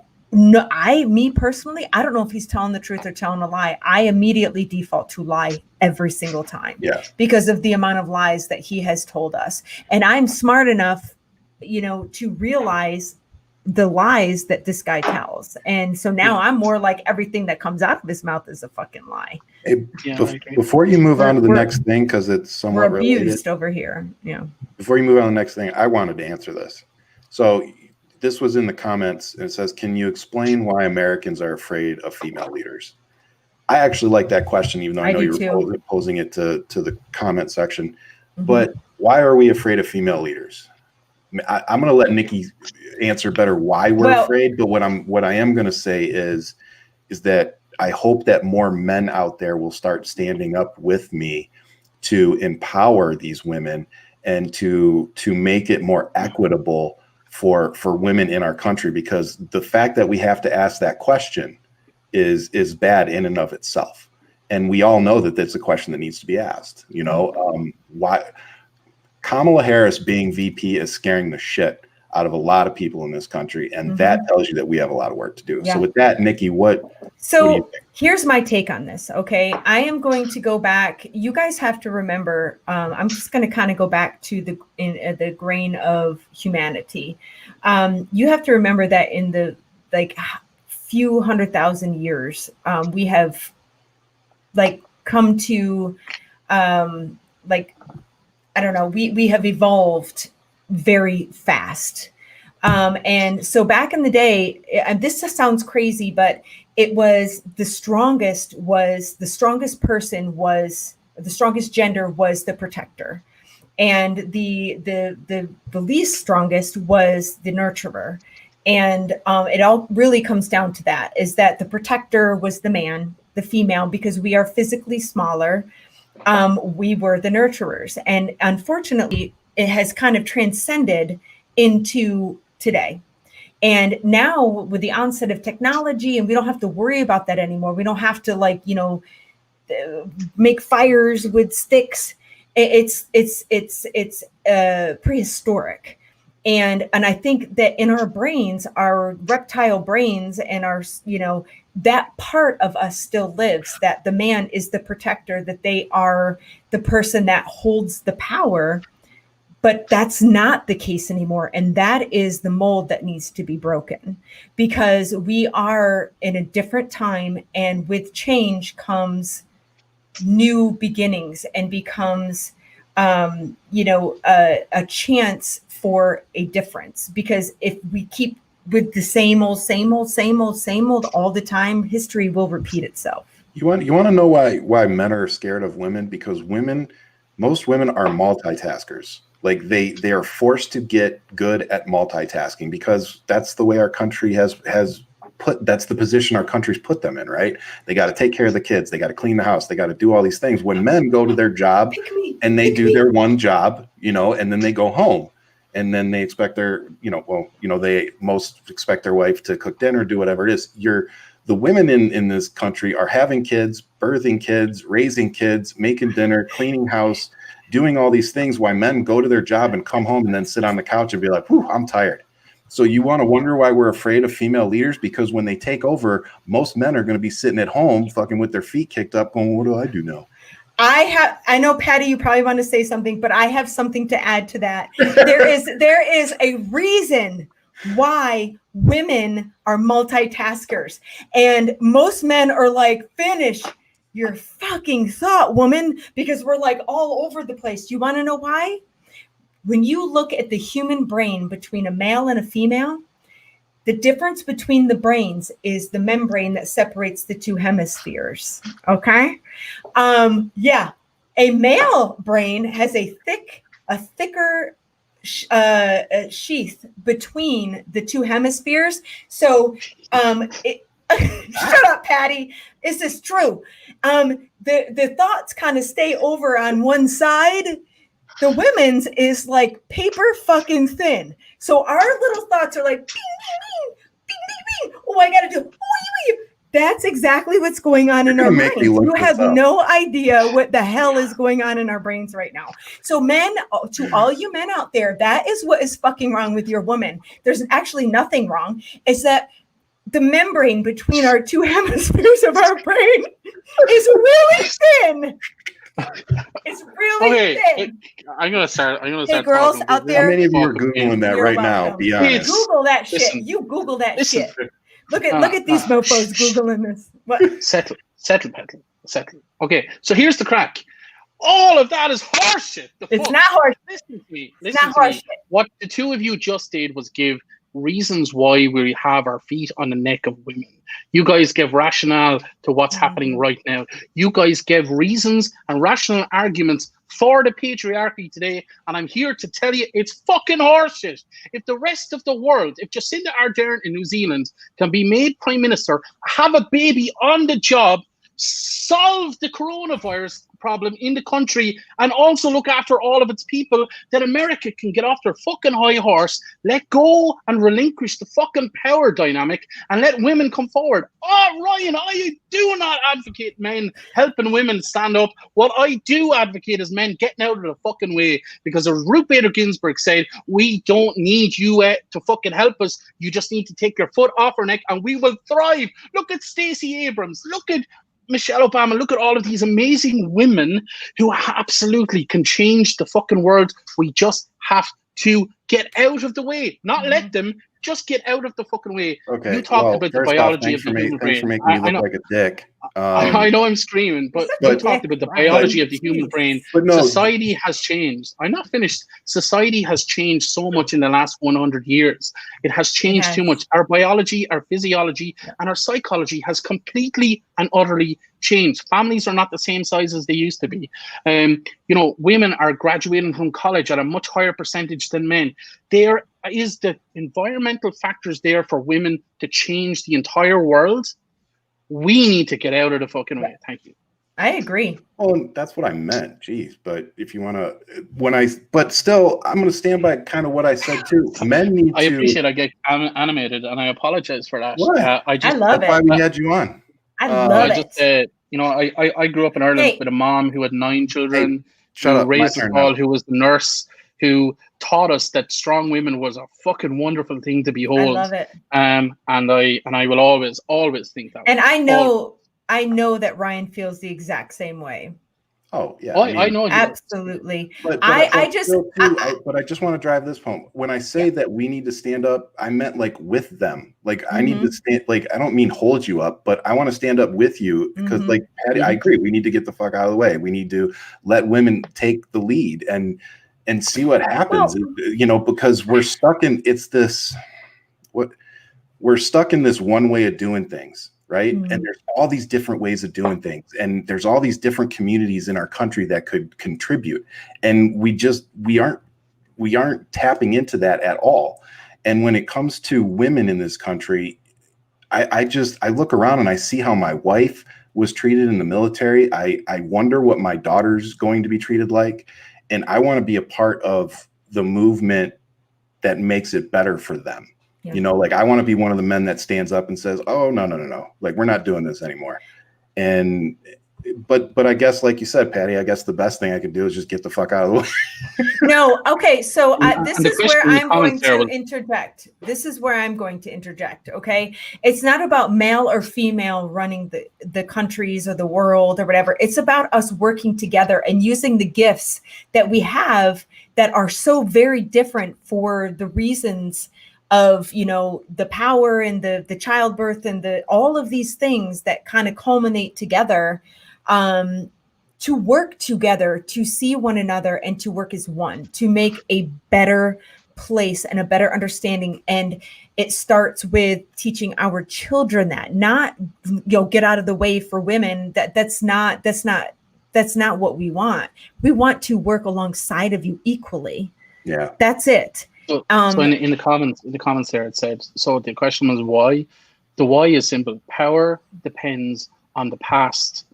It doesn't depend on what's possible in the future. So, and that's what it all boils down to. That's people nice, in power depend on the past. They don't look to the future and what it could achieve. So that's why. And in America, it's just a little bit behind the rest of the world when it comes to that. But in 12 years' time, at the end of a Kamala Harris 8-year presidency, things may be very different in your country. I really hope so. What an exciting time, guys. Honestly, it really is. I'm so proud. And I told my husband, I'm like, I'm going to order a flag finally, and put the old one to rest, and put a new one up, because I haven't flown one since Trump was. That's a shame. So, it is a shame because I was not proud of our country. That a flag to me is a symbol of your patriotic feelings, that you feel patriotic. I was not patriotic when this mofo was put into place, and I was not proven wrong. Yeah. In my opinion. All right. What do you guys have to say? If not, we're going to move on to coronavirus. Fucking coronavirus. So we still have more to go, guys. We're at an hour and a half. Do we have any other? Do you want to? I just want to say the coronavirus is growing day by day. This is the one thing I do want to say, is that it is growing astronomically in our country. And fucknuts, I'm sorry. No, perfect. Donald Trump has not said a damn word since he lost, even before that, about it. And the uptick in the coronavirus cases is off the charts. And the trajectory of it and the projections of it are really horrifying. Yep. And the wearing a mask, not wearing a mask, not being mandated, all that stuff has a lot to play into it. Before I show you guys this clip, what do you want to add to? All I want to add to that is, like Nikki said, this isn't getting better. If you haven't been paying attention, there are states that are implementing full-on mask mandates again, that are going into somewhat lockdowns. This isn't just in the United States. I mean, this is in other countries as well. So please pay attention. Please mask up. Please be safe. If you don't have to go out, please don't go out. If you don't have to be in a group of people, please don't be in a group of people. Let's just be smart. Let's get this under control, because the sooner we get it under control, the faster we can all go back to our normal lives and get our mental health back on point and see our friends and do normal crap again. Let's work on this together. Patty? Yeah, probably what I have to say makes sense after the clip, probably. So You want me to go ahead and show the clip? All right, so you guys, there's this clip that I want to show you. Please be, so the green in going to the charts, the green little dotted line is what wearing a mask, how that trajectory will go. And the red one, which steeps way up high, is like just letting people do whatever in the hell they want. So let's go ahead and take a look. You'll get a better understanding when I show it. We have almost 250,000 deaths. Now, this is a projection for February 1st. 400,000 COVID deaths. Again, look at the dotted lines. So now here on daily deaths, look at if you wear a mask, it has a downturn. And then daily infections and testing. All right, guys. So if you seriously, I can't emphasize wearing a mask enough, because it not only protects others, but it protects you.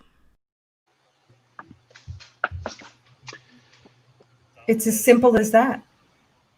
Yep. Yeah, like it's scary. It's scary that those graphs are going the way they're going. I suppose what's important and what I was going to talk about is we're only reporting the people, and I'm sick of hearing the word cases. It's not cases, it's infections. And I think if the branding was right at the start, and we were talking about 144 infections yesterday, people's mindset would be very different. And I really believe that. But we're reporting what happened 12 days ago. So people who were infected and diagnosed 12 days ago is what we're reporting today. The measures that you take today won't take effect for another 10 to 14 days. So what we're experiencing now is the spike from Halloween. A couple of days later, we're going to experience the spike from the election. Mm-hmm. We're coming up to Thanksgiving, Christmas. All of these things are going to spike and spike and spike. So when Nikki showed that graph, I absolutely believed 100% that 400,000 people are going to be dead by February. Absolutely, I believe that. We're at just 250,000 now. You know, so you guys need to take personal responsibility. If you are not being led, you need to literally take this moment and say, I'm going to sacrifice Thanksgiving so that I can have a Christmas.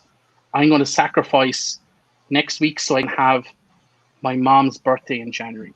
You guys need to start be thinking that way. I'm in Ireland. We're 3 weeks into a lockdown right now. We are like, it's not enforced by the police. It's not enforced by anybody really. It's up to ourselves to make sure that we follow the advice and follow the guidelines. And our cases are down about 80% now in the last 3 weeks. But our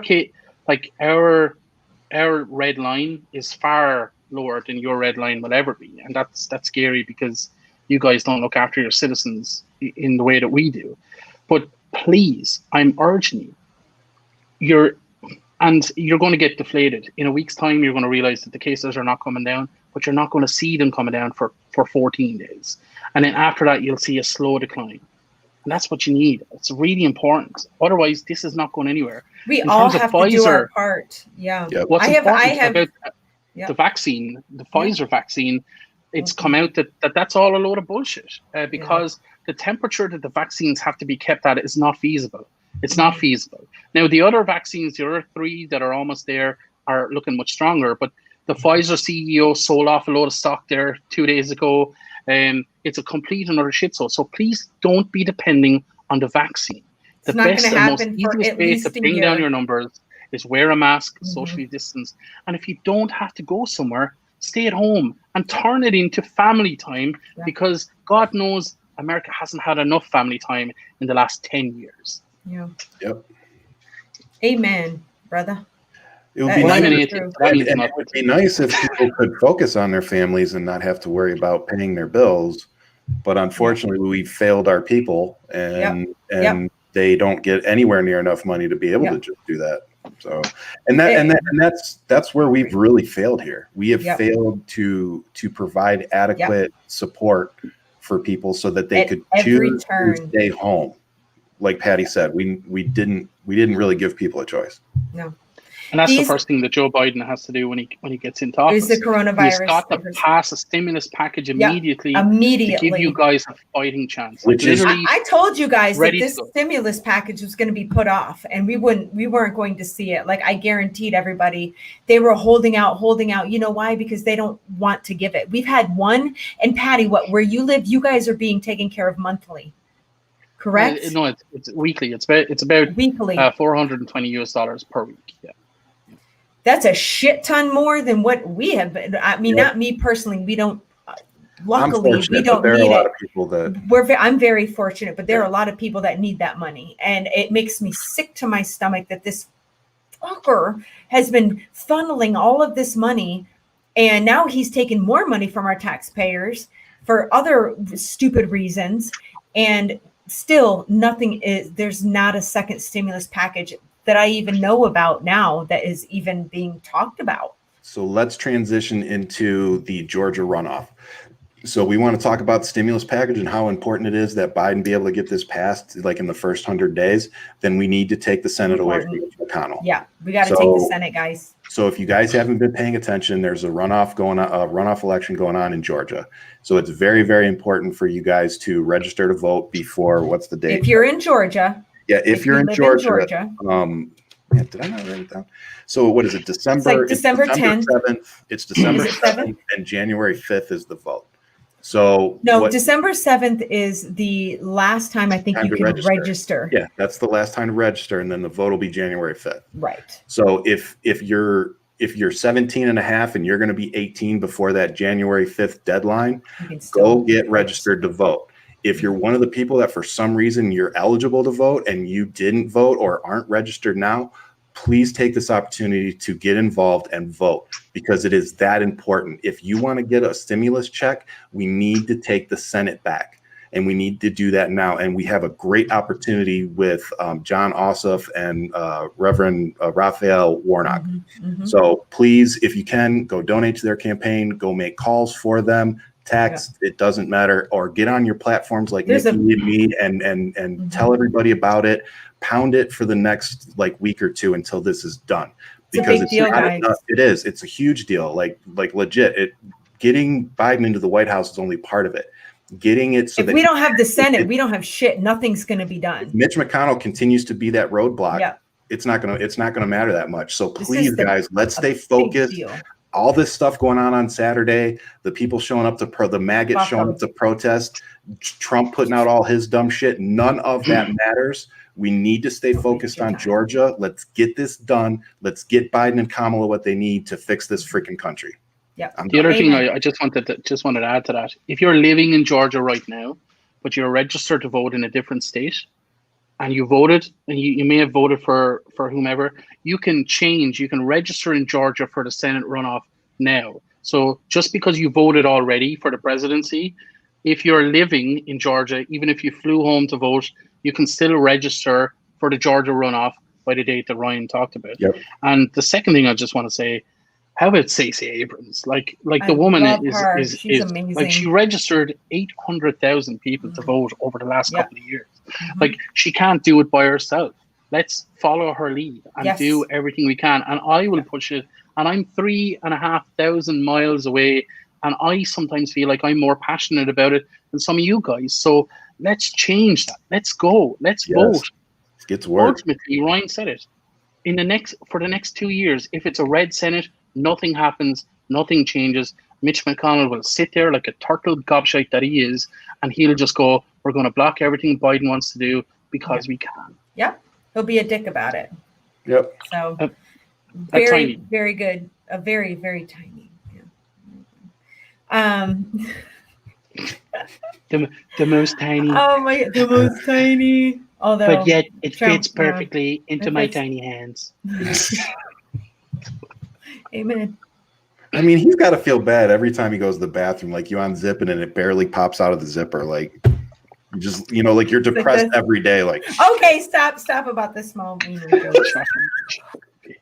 That's terrible. That's awful. These poor guys. Anybody out there with the, it does the same thing. It's just no, it doesn't. So anyway, on we go. But on we go. So, are there any questions? I don't want it to demasculate anybody. Like that's just terrible. I can't imagine that feeling. That What would has be a small terrible. penis? It's not bad. Ryan, It's stop. What are we doing? What are we doing anymore? hey, come on. Shush. Let me have a little I'm gonna fun. mute you, bro. He's gone blurry again. He's all blurry now. You're going too fast. See?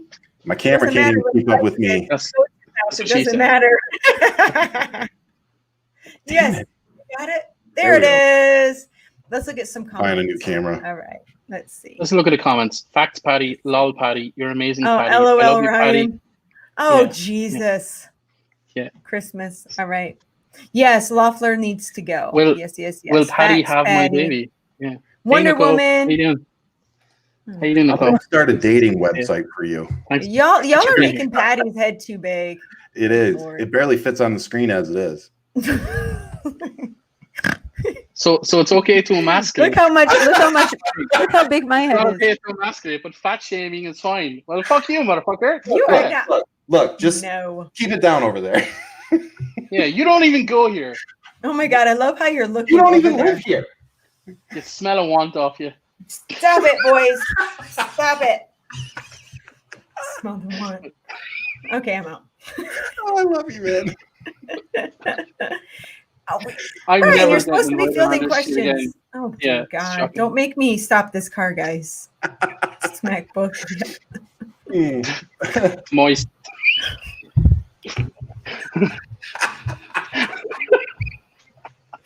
I That can't was take one I moist cannot screen take right you guys there. anywhere. For real. Whew, moist. Purdue does Um, need Vicky Stewart. Yes. Purdue needs to go. He is terrible. Both him and Loeffler are like inside trading a-holes. I don't know if you saw our behave. podcast No, the I'm other not night. gonna behave. Or what? No, sorry, Nick. I see you guys making faces at me. Widow Yeah, said, by the way, in the comments there, behave, and we people both said we're not going to behave. were asking in the comments there about Parlor. And Hey, Patty, can you I- read that comment for me? Patty, can you read that? moist, moist, moist, moist. Moist, moist, Jen, moist, come moist. on, Jen. Jen. Oh, you're killing me. So people That's were the talking worst. about Parlor earlier in one of my lives, and I just simply said, Hey, if you were Mary- given the opportunity to jump into a cesspit of shit, would you do so? And the answer is no. And Parlor is that. It's literally a cesspit of hate and violence and anger and bitchiness and cuntiness. And I know you guys don't like that word, but in Ireland, I we like love it. I like the word. Yeah. I like cunty. that. I like the word. I like in, the C in word. Ireland, if you were called a cunt in Ireland, it could be a compliment, it could be an insult, it could be a love term. It depends on where you're looking. But anyway, don't go to Parlor because nobody needs that negativity in your life. You don't need it. Let them go and talk shit amongst themselves, and we will come here and have this lovely discourse and talk about, the wetness of moisture and texture and all of that kind of jazz. Yeah. There you go. Oh, you saw this one, Patty? Patty, yeah. Will Patty have my baby? Yes. Having my baby. But Mary said something. I mean, we're not making fun of the situation, but at the end of the day, too, like we gotta laugh a little. Like part of Nikki's What about the what situation? I mean, I think she was talking about just we're all sitting over here cracking up. I don't know, but what I want to use that is, look, guys, we gotta laugh a little too. Like we all know we have a lot of work to do, but part of why Nikki is so beloved by all of us is that she uses humor to drive home her points. Like it's okay to laugh. It's okay for us to take some of this stuff and laugh at it. It doesn't mean that we don't see the seriousness of it. And it doesn't mean that we don't think that it needs to be fixed or changed. It just means, holy crap, we can laugh about this for a second and be like, is this really freaking happening? And then go, okay, it is. Now let's fix it. Ryan, to that commenter, all I'd say is this: is we're civilians. We're not paid people. This is our hobby. If I was to talk about this so seriously all of the time, I would be completely burnt out, and I wouldn't have a TikTok channel. I wouldn't be here right now. I've got to find room to laugh and to bring up my spirits in order to keep fighting. 100%. So I understand that it's frustrating because you right now are facing like a really terrible situation. But unless we find a way to talk about it in a way that we don't burn out and get depressed, and delete these apps and not talk about anything anymore, then our three voices are gone.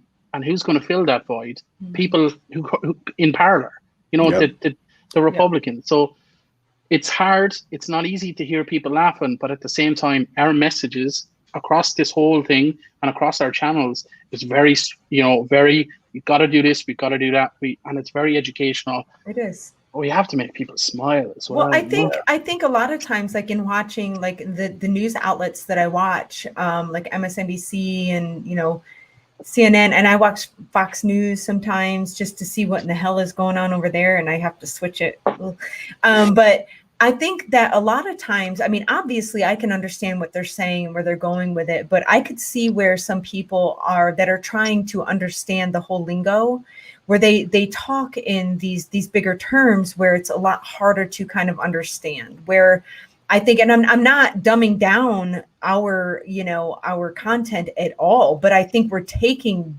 that the current information and we are presenting it in a way that everybody can understand. And I'm not saying that anybody's dumb. I'm just saying that, you know, the shit that sometimes they say is a little challenging to kind of dissect, and it can be lost in translation at times.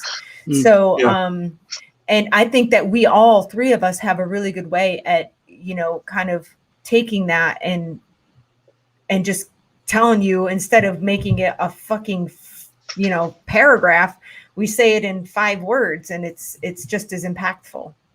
They're trying to fill time. So. Yep. But I'm with both of you, but I just wanted to agree with Patty, you know, like, because I get a lot of comments like that, so that's why I want to say it here.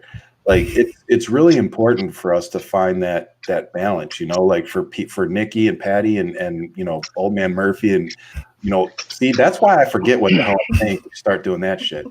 But like that. But it's the platform that we've built, the platform that we use, you know, we have to find that outlet. And for us, when you deal with so much like negative, not just in what's going on, but the comments and the people that engage us too at the same time, we have to find that outlet. And me, I have a very dark sense of humor, you know, and I have to kind of curtail that sometimes because I don't want to post it all online and have everybody be like, wow, you do have a dark sense of humor. Like, I can find humor in almost anything. So, you know, I mean, I talked to you guys before the show about a couple of things that are in my drafts that I will never ever publish because my humor is so fucking dark. Oh yeah. But here I am. I'm the wallflower, motherfuckers. If I didn't do it this way, I wouldn't be able to do it anyway. Yeah. I mean, you know what? Yeah. I go ahead. I think screaming, that Nikki, you're being hysterical now. That's ridiculous. Stop screaming. Oh, the hysteria. Oh God. No, I just honestly, I so appreciate. Don't make me turn my hat backwards again, please. Never coming on the show again. I'm so sorry. Oh my God. Go ahead. No, I just honestly, like, I so appreciate both of you and your honesty, and the biggest thing for me is your openness to have fun and to just let it all out, because I mean, I've noticed us kind of unravel a little bit in a humorous way because of the shitstorm that has ensued in the last like 2.5 weeks before the election, during the election, and now after, and we're starting to see the light again, even though it's still really effing scary. But we all have Patty to talk us down from the ledge. So thank you, Patty, for that. But I just want to add to that. So it seems sometimes like, and I was just talking about it in my life, that I have it together all the time. I do not have it together. Like, I have chronic anxiety. I suffer from depression. I'm medicated for my anxiety every single day. If I don't take that, I will freak the fuck out with multiple panic attacks every single day. I have a history of depression. I'm a recovering alcoholic, and I have all of this stuff as well. I work full time. I'm a full-time student. You know, I'm in lockdown. Like, these times are really scary for me as well. And I want to let you know that when you're freaking out, I'm also freaking out. But I have learned some coping skills and coping mechanisms along the way that makes it easy for me to laugh a little bit about it. But trust me when I say it, when I get the seriousness of your anxiety. I get the seriousness of the stress. And I certainly understand that feeling when you wake up in the morning and all of a sudden you're like, the cloud is on and it's there all day and you can't shake it. I really do understand that. So if I'm trying to make you laugh, that's me trying to say, I'm with you. Let's have a laugh and we can wake up tomorrow and go from there. Yes, sir. Aww, I love you. And I just want to say something on the end of that too, because I just thought it was awesome. You know, people always say this, something similar to me, like you talk about how, oh, you have it together. Like you get to see one little side of us on here, you know, and even on this show, you kind of get to see one little side of our life. You don't get to see all the bad stuff. You don't get to see the stuff we deal with every day. You know, we're normal people just like you. I'm much like Patty. I'm bipolar, so I deal with a lot of the same stuff he does, depression, anxiety, you know, and I have to battle that just to get on here because I get so nervous. So, but there are times where, you know, you struggle. We all struggle. You know, that's the point. We come on here to try to give a little guidance, to let you all know that you're not alone. But man, just because it looks like we have it together doesn't mean that we don't struggle with things. We all have our demons, our ghosts. I described it earlier as, I describe myself as a duck on water. So it looks like I'm just coasting along, but underneath my legs are going 900 miles an hour. Yep. And, you know, and that's who I am as a person. So what you see is different than what's under the water, but, you know, I'm a beautiful duck. Yes, you are. Apparently, you both are. Well, apparently you need to be on The Bachelor. So geez, Jen B wants to give you a rose. Jen, thanks so much. But geez, I have no time for that anarchy at all. No time. Jeez. Can you imagine a woman in my life? Jeez, I'd never be on this thing at all. I'd be constantly cleaning or something. My wife, she promotes it. She promotes what? She promotes me being on here. I think she just doesn't. Oh yeah. Doesn't. No, my husband's amazing. super supportive. Yeah. Yeah, I mean, all joking aside, I mean, I have a very supportive spouse who, you know, getting into the public life, whether it's just doing these videos or getting into politics, you know, you just have to be ready. And my wife has to deal with that too. You know, it's not just me. So, you know, I take this opportunity to say, Jen, I love you. Thank you for letting me pursue my dream here. Yeah. So hopefully you all have a spouse that's somewhere near as good as mine. Probably. So okay. So my husband's always been supportive. He thinks I'm a little crazy when, you know, doing this or whatever. But it was my kids that was the biggest challenge because they're 11 and 15. So their friends found out real quick what I was doing once I like exploded. And oh my God, that was tough. I mean, my oldest was like, oh my God, this is so embarrassing. Oh my gosh, I'm going to be bullied or whatever. I'm like, they don't know your mama then if they're going to bully you. Yeah, no shit. But I'm like, but the hardest challenge for me was making my kids feel comfortable with it. And they did eventually. I mean, now they're just like, okay, cool, you know, whatever, you know, my little one comes in here for the lives. Sometimes she'll come in and pop on for my TikTok lives, but it is a balance. It's a balance with your life, no matter if it's, you know, with your family or within your own head. And I've had to, you know, I get a little obsessive. There'll be days that I'll work hours and hours and hours. And my husband's like, you got to take a break, girl. Like, take a break. And so if you guys don't see me for a day or two, that is why there has to be a balance. And that is probably my biggest challenge, is that I get so wrapped up in stuff. And I texted you the other day and you were like, I'm really trying to take a break. I was sending you something. And you're like, I'm really trying to just step back. And you were like, so good. Yeah. Yeah. And I was like, okay, cool. Totally got it. You know, and that reminded me to kind of do the same thing. Like, oh, okay. You know, like I'm a little self-care, you know. Yeah, we got to take care of ourselves too. We do. And our families. And our families. Well, they need us. And I don't want to miss out. And I feel like I've been missing out a little bit. But it's about management. Ryan, what are you after? I'm after influence so that I can hopefully promote world peace. But no, we're in a pageant. Yeah. We're fitness queen. Yeah, right. I think the problem is that there's no map.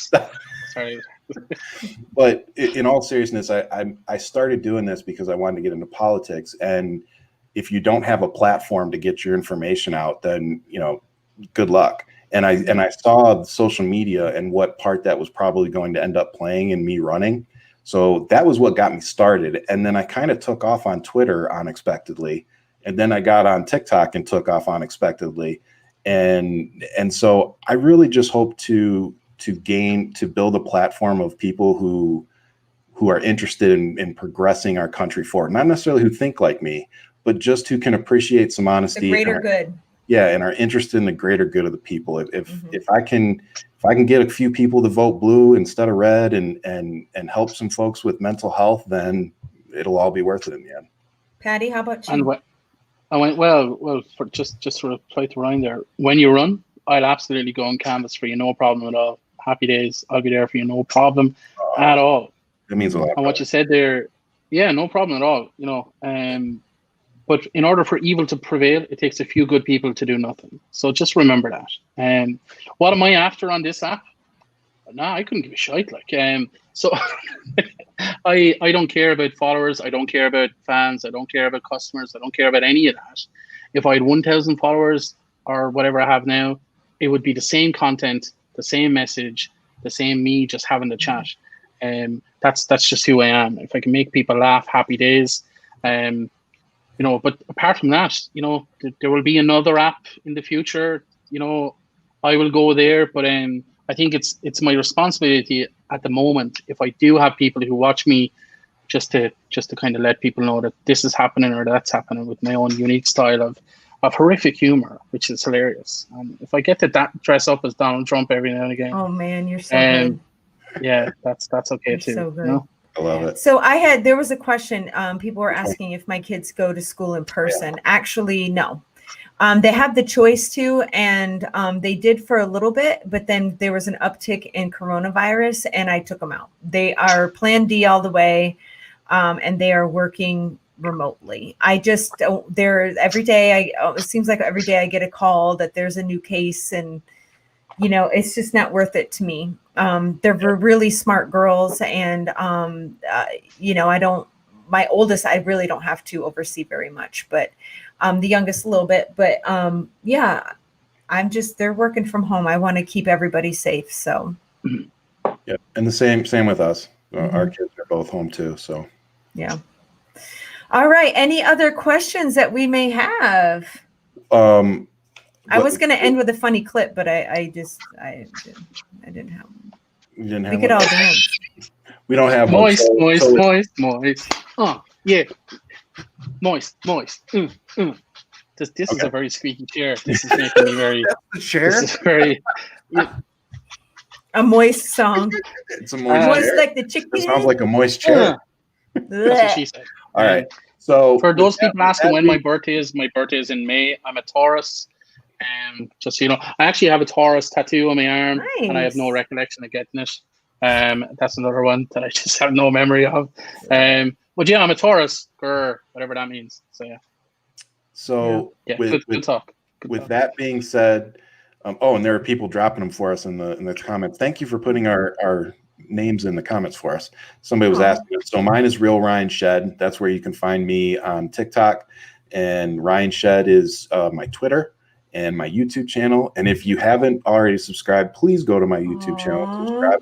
So this is my biggest wish right here. Why don't you just cut across Ryan there? No worries. Yeah, no, it's cool. That's why I don't talk. Ryan, I was being sweet. Will we ever meet in person? Sonny, I hope so. We will Patty, someday. You said that you were coming to Arizona at some point. Yeah, right? I'll come to Arizona once all this shit. Yeah, in a heartbeat. Yeah, absolutely. Like I lived in the States, and I've been to the States like 50, 60 times. So it's not a big deal for me to travel across the pond. But you guys are very welcome to Ireland. Very, very. Oh, my wife legit wants to come to Ireland. We actually, no BS. Yeah. We were looking at a castle when we were going to get married because we were going to do like a wedding over there. So yeah, we really do want to come. Yeah. So Pilot Pete had asked a question about me. When did I become so outspoken for the LGBTQ plus community? I have always been outspoken for, I love it, for people that just want to live their lives. Like, it doesn't matter. Like, I will always stand up for anybody that is ever being bullied or their rights are trying to be taken away. So I guess for a really, really long time before it was fashionable, I guess, in a sense, I don't like bullies. I don't like when people don't have the same rights because they believe a certain way or they feel a certain way. So for a really long time, what was that? What are you throwing in there? I'm trying to be serious here. No, I know, and that's why I didn't. I have like my two younger brothers here being. Well, see, but when since we do the podcast, that's what, like, they can't see the comments, so they just hear you. So it's, as long as we're not really saying anything. But they hear. Yeah, I try to go away from the mic. Jesus Christ. Oh, I could hear it. That's what got my attention. So she was in my live the other day on TikTok, and she says the most she ever heard me speak. And Tones is Irish, by the way. Tones is from County Cork in Ireland. So yeah, that's what she was saying. She's awesome. Oh, I love you, neighbors happy? Where are you at? And she survived COVID as well. Yeah, so she's pretty. She just. I had love COVID, you, so Mr. Q. Shout out to you, Tones. Oh. Yeah. Oh, well, yeah. So I think we have to say goodnight now, guys. It's been over 2 hours, and yep. So guys, go ahead, and if you follow Patty or you follow Ryan, and you don't follow me, find my stuff. Same thing. If you follow me, you follow Ryan, find Patty, vice versa. Follow Ryan if you follow us two here as well. I'm serious. If you support one of us, go support all of us. Oh yeah, all we always have. We all yeah. have different things that we like to post, and like we were talking about two creators. What I love about TikTok is all of us creators getting together. Like, everybody's willing to plug each other and like help each other grow. Yeah, and that's one of the things that I love. So yeah, I do too, and I love making relationships and helping and getting people's their message and their like what their views are out. Yeah. So using the platform for good. Well, and I just wanted to and say, Patty, thank you so much for coming. Yes, Patty, thank you so much for it won't be the last time, and no, definitely won't. You know, we have to do shit again. Oh man, seriously, when Nikki told me you were coming on, I was really excited to have you on here just by yourself. Absolutely, yeah. Cool, yeah. Concentrate on you. Yeah. The moment of the day for me was when Nikki read out a list of people in Mexico. When you read that list. From Mexico, López Obrador. Brazil, Jair Bolsonaro. From Turkey, we have Recep Tayyip Erdogan. From China, Xi Jinping. North Korea, Kim Jong-un. Russia, Vladimir Putin. That Vladimir. I thought they were good. Very nice. Yeah, very nice. I like the Putin. Yes, very nice. Very good. The Vladimir Putin. Yes. Mr. Cube, we go on. Wednesdays is our main days that we go on. Honestly, Nikki and I just kind of go on whenever something. It's usually Monday, Wednesday, or Monday, Thursday. It just kind of depends. But we will always try and announce on our other pages, like our other social platforms, that we're going to go on that night. Yep. For sure. But but as always, guys, we love you. Thank you for tuning in. Yes, if you don't, please subscribe or follow us on all of our stuff. And I will leave you as I always do. Much love and keep fighting. Yeah. And just keep fighting the good fight, and be happy and be comfortable in the fact that we won and we will see it through. Yes. All right, guys. Vive la resistance.